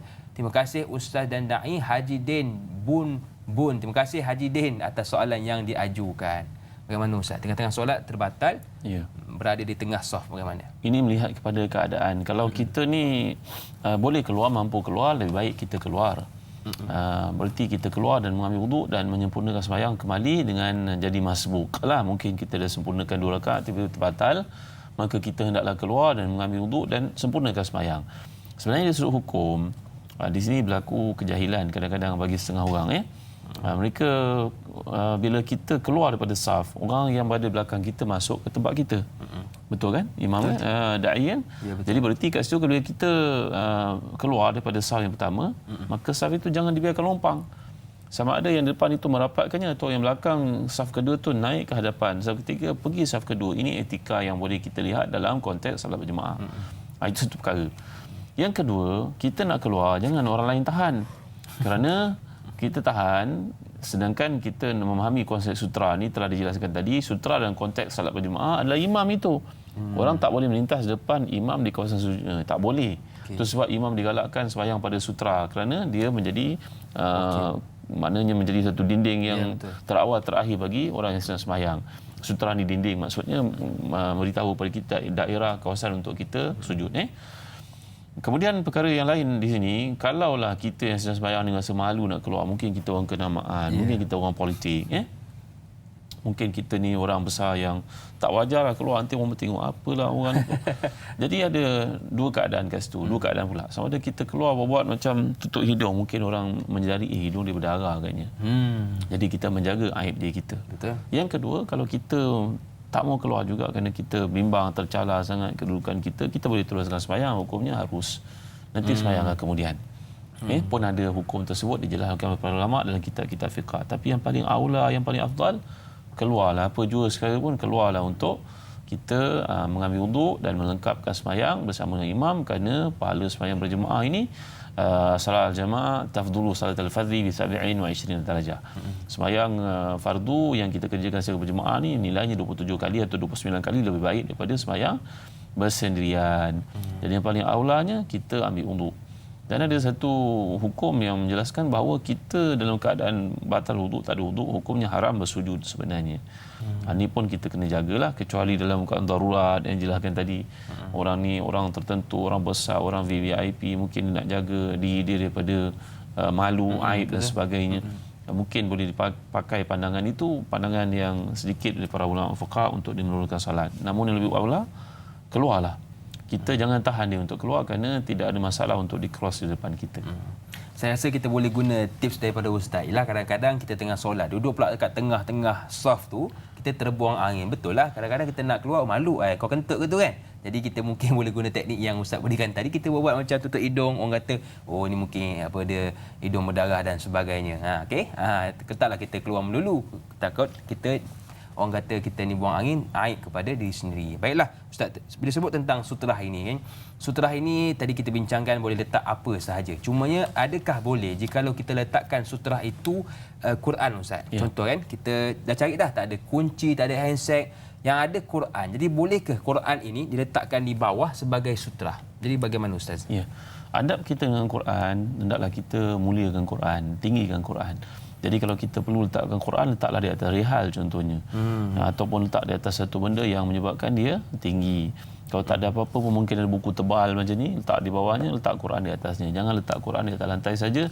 Itu namanya tiada adab dengan Al-Quranul Karim. Allah Akbar. Maknanya kalau boleh kita carilah, usahalah supaya ada sutrah tersebut, jangan letak Quran. Kalau boleh pun letak Quran di atas stand, Ustaz ya. Supaya kita jaga adab kepada Quran tersebut. Dan juga Ustaz, kadang-kadang kita bila kita solat kita pergi ke sungai, pergi ke hutan untuk kita berehatkan minda kita. Dan kita solat, ada orang Ustaz dia macam ada setengah dia macam ukir batu kan, ada batu di sungai dan dia solat di atas batu tersebut. Jadi perlukah kepada sutra atau bagaimana? Ya. Sembahyang di sungai, apa saja sembahyang yang boleh memberikan kita kepada kita fokus, maka kita hendaklah lakukan. Ada orang dia kata sembahyang kat sungai dengar bunyi air tenang, lapang, jadi harmoni diri. Wallahu alam. Kalau itu boleh mendatangkan khusyuk tak ada masalah. Ya, dalam mazhab Syafi'i menetapkan hukum menutup mata untuk mendatangkan khusyuk ni, kata Imam Nawawi dalam Majmu' hukumnya makruh. Jadi kita sembahyang tutup mata hukumnya makruh. Setengah pendapat mengatakan kalau Imam Nawawi nyatakan juga dalam Majmu', kalau itu boleh menghadirkan rasa khusyuk boleh lakukan. Tapi pada pandangan aku, kata Imam Nawawi, itu makruh. Jadi tuan-tuan, kalau sembahyang kat sungai, baik kita buat batu, ukir batu ke macam setengah orang, buat batu kemudian macam kawasan sejadah saiznya untuk kita sembahyang atas tu, dan depannya sungai, belakangnya sungai, kelilingnya sungai mengalir. Hukumnya sah sembahyang. Ia juga satu makam sujud, ia juga satu sutra sebenarnya. Daerah kita sembahyang yang sebesar kawasan sejadah itu juga menjadi kawasan sutra kita, dan sesiapa saja boleh melintas di hadapan itu kerana dia tidak mengganggu kawasan sujud kita ni tadi. Maka dibolehkan Ustaz. Maka itu pun sudah dikira sebagai sutra. Baiklah, kepada keluarga besar Ta'inlah Ustaz, kita nak berehat seketika, kita nak beristighfar seketika. InsyaAllah kembali bergabung selepas ini. Ta'inlah Ustaz, biar tahu jangan keliru.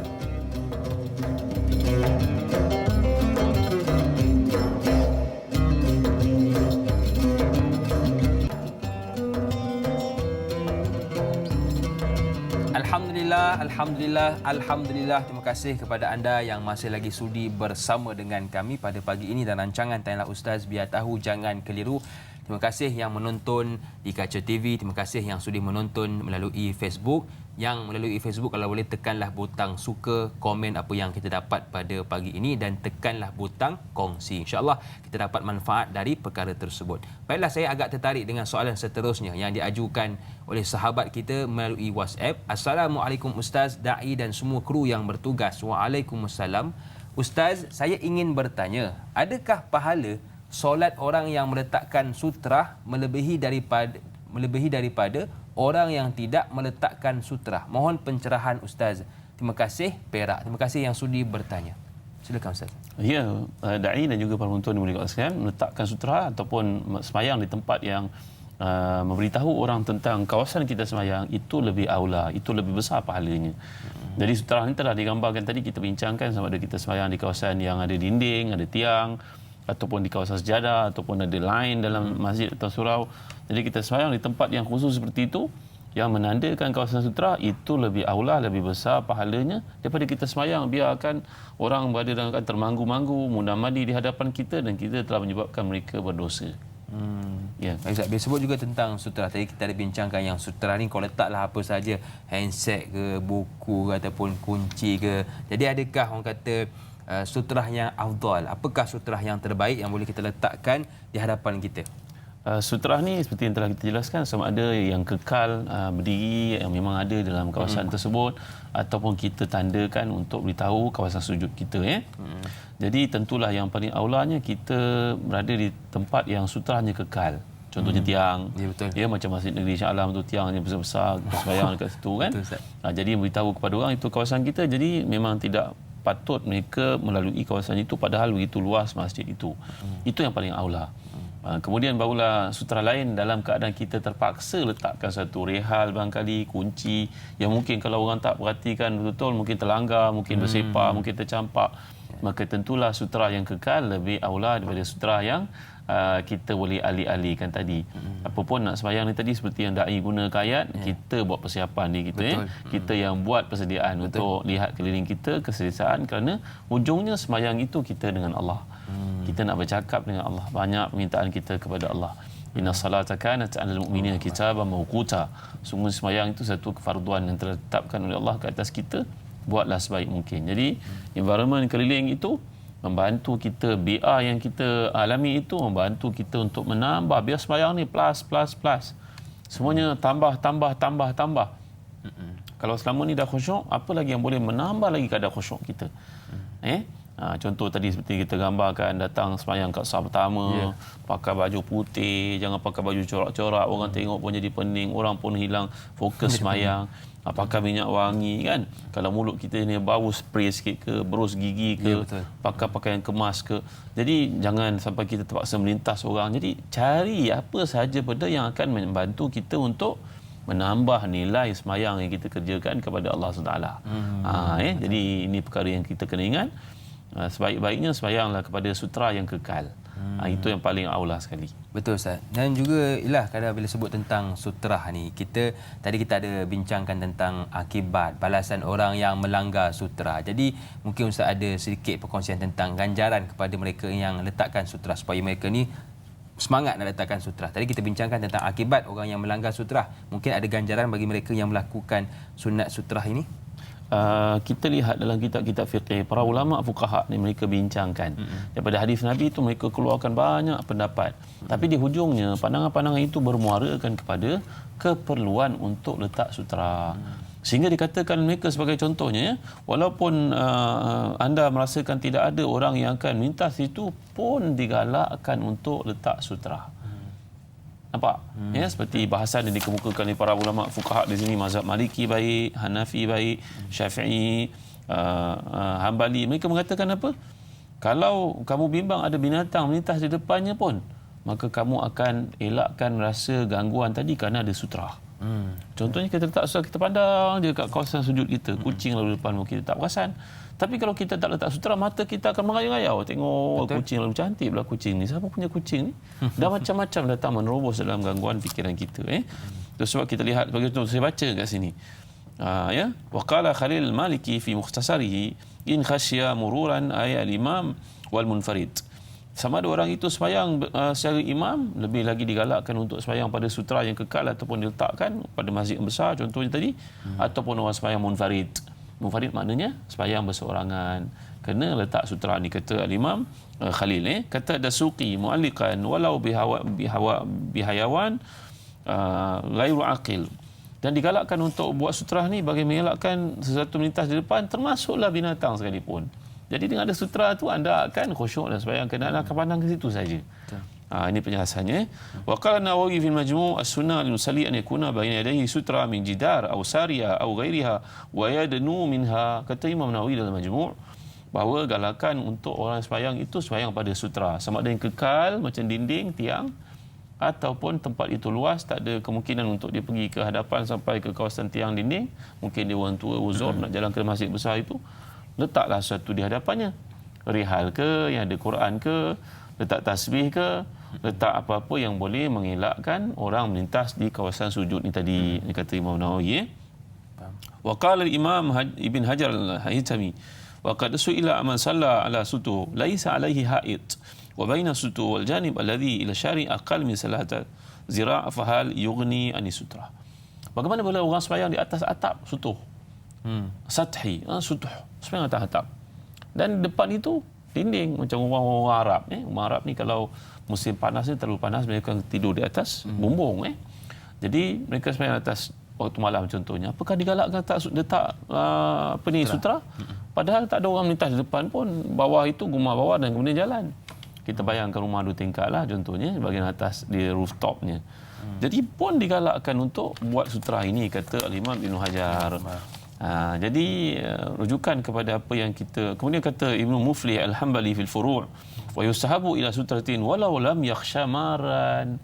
Kata Imam Ibn Muflih Al-Hambali dalam kitabnya bahawa digalakkan untuk letak sutra ini walaupun kita merasakan tak ada orang lalu di hadapan itu. Contohnya kita sembahyang dalam hutan, kata beliau.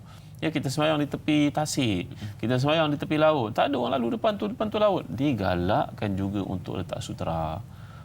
Jadi menunjukkan kepada kita bahawa sutra ni isu pahala. Jadi kita kena berusaha.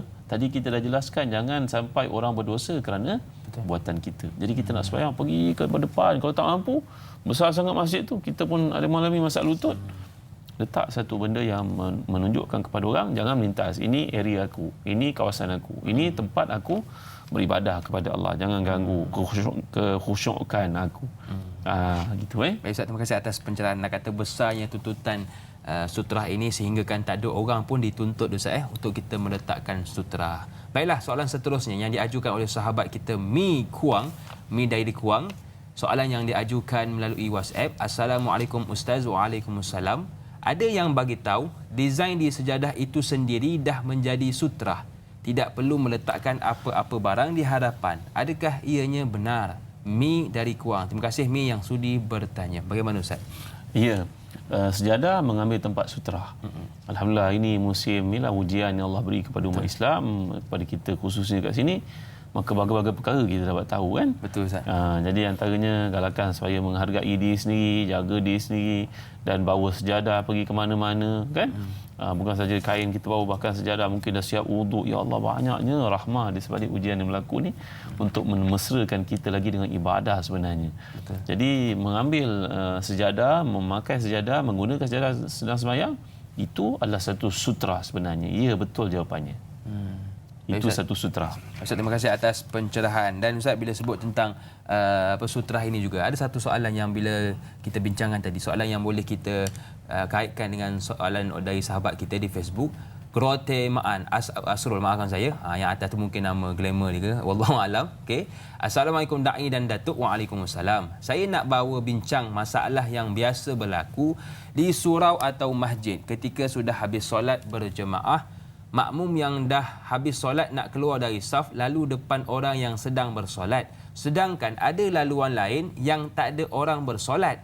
Tapi mungkin sebab perasaan malu atau rasa hormat pada orang yang sedang duduk itu. Asrul, terima kasih kepada Tuan Asrul yang sudi bertanya. Bagaimana Ustaz? Sekiranya masjid atau surau itu mempunyai line-line yang clear, sejadah dan sebagainya, ataupun tile-nya pun memang ada garisan-garisan, maka kita melintas di depan kawasan garisan yang ditentukan kawasan sujud yang kita gunakan itu, maka tidaklah menimbulkan apa-apa masalah sekalipun. Tak ada timbul masalah apa-apa. Kerana kita melintas di luar daerah sutrahnya. Itu perkara pertama. Tapi seandainya kawasan tersebut sempit dan kita terdedah risiko untuk cross di depan orang yang masbuk ni tadi, maka tunggulah, yang paling baik tunggulah sampai dia sudah sembahyang.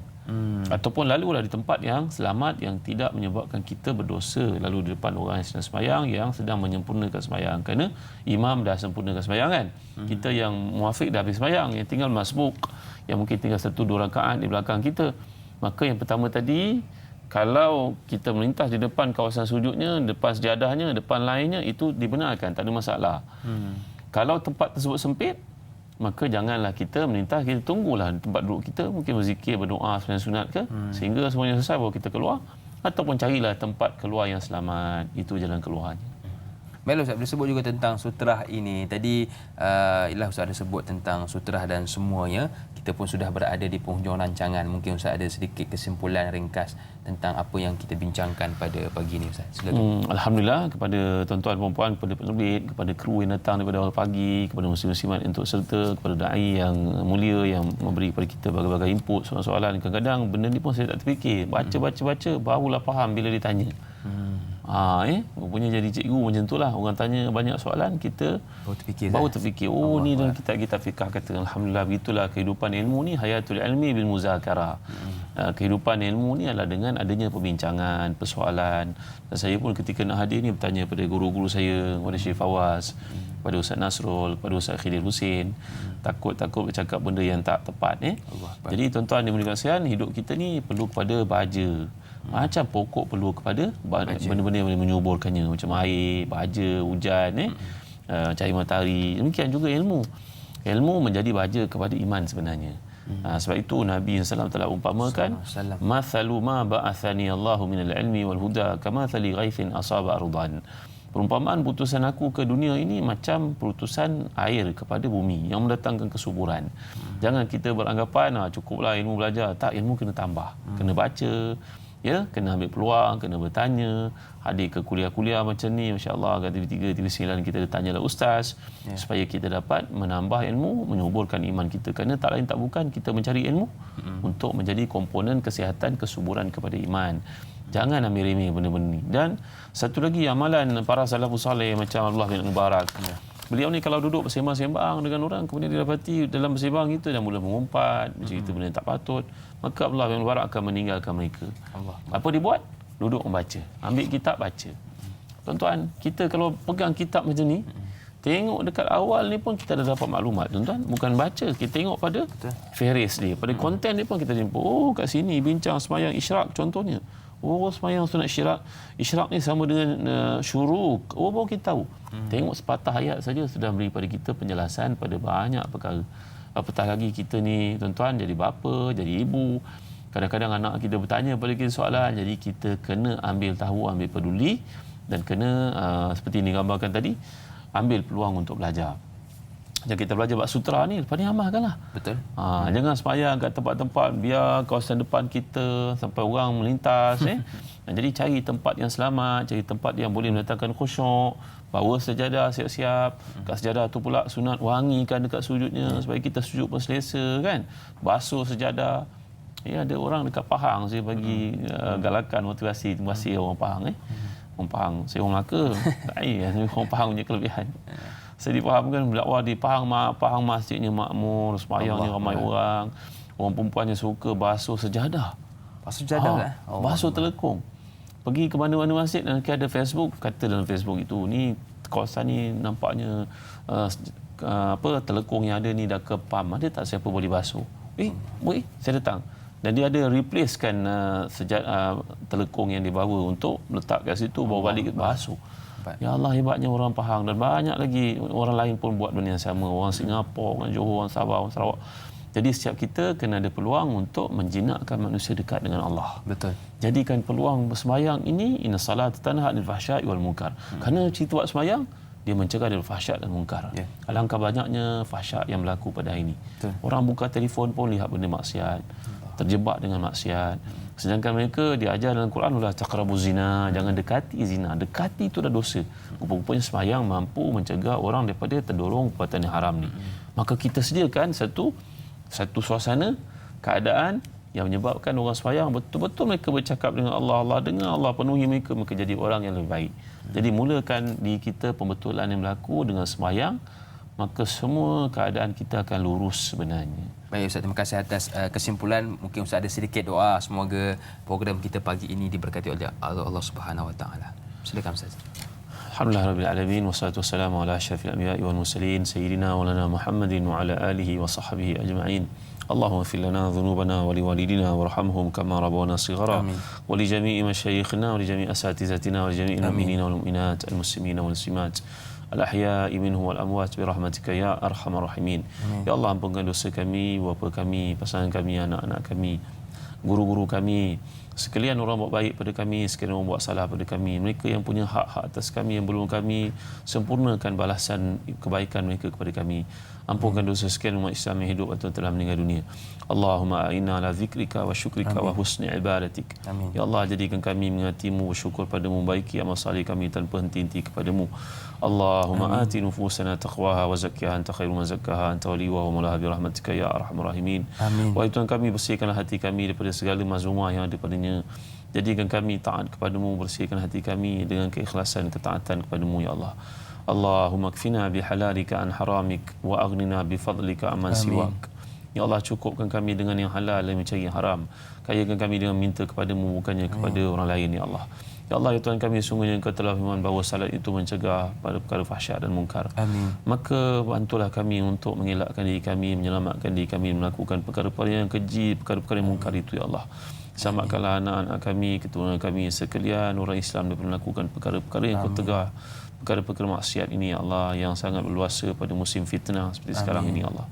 Rabbana atina fid dunya hasanah wa fil akhirati hasanah wa qina adzabannar. Ya Allah, beri pada kami kebaikan dunia, beri pada kami kebaikan akhirat, selamatkan kami dari neraka Jahannam. Wa sallallahu ala sayyidina Muhammad wa ala alihi wa sahbihi wa baraka wasallam. Alhamdulillahirabbil alamin. Amin amin ya rabbal alamin. Terima kasih kepada guru kita yang sudi berkongsi ilmu dengan kita pada pagi ini. Jangan lupa tonton Tanyalah Ustaz pada esok pagi bersama dengan moderator kita Da'i Nizal dan juga panelnya Ustaz Rozi Rejab dengan topik fiqh makanan bermula 6.30 hingga 8.30 pagi di TV3 dan TV9. Akhir kata, dosa kecil diam terkurung, kurang makan, kurang minum. Cari ilmu, jangan murung. Cerialah selalu, bangkit tersenyum. Saya Da'i Hakim, senyum nampak gigi, ada rezeki. Jumpa lagi. Assalamualaikum warahmatullahi wabarakatuh.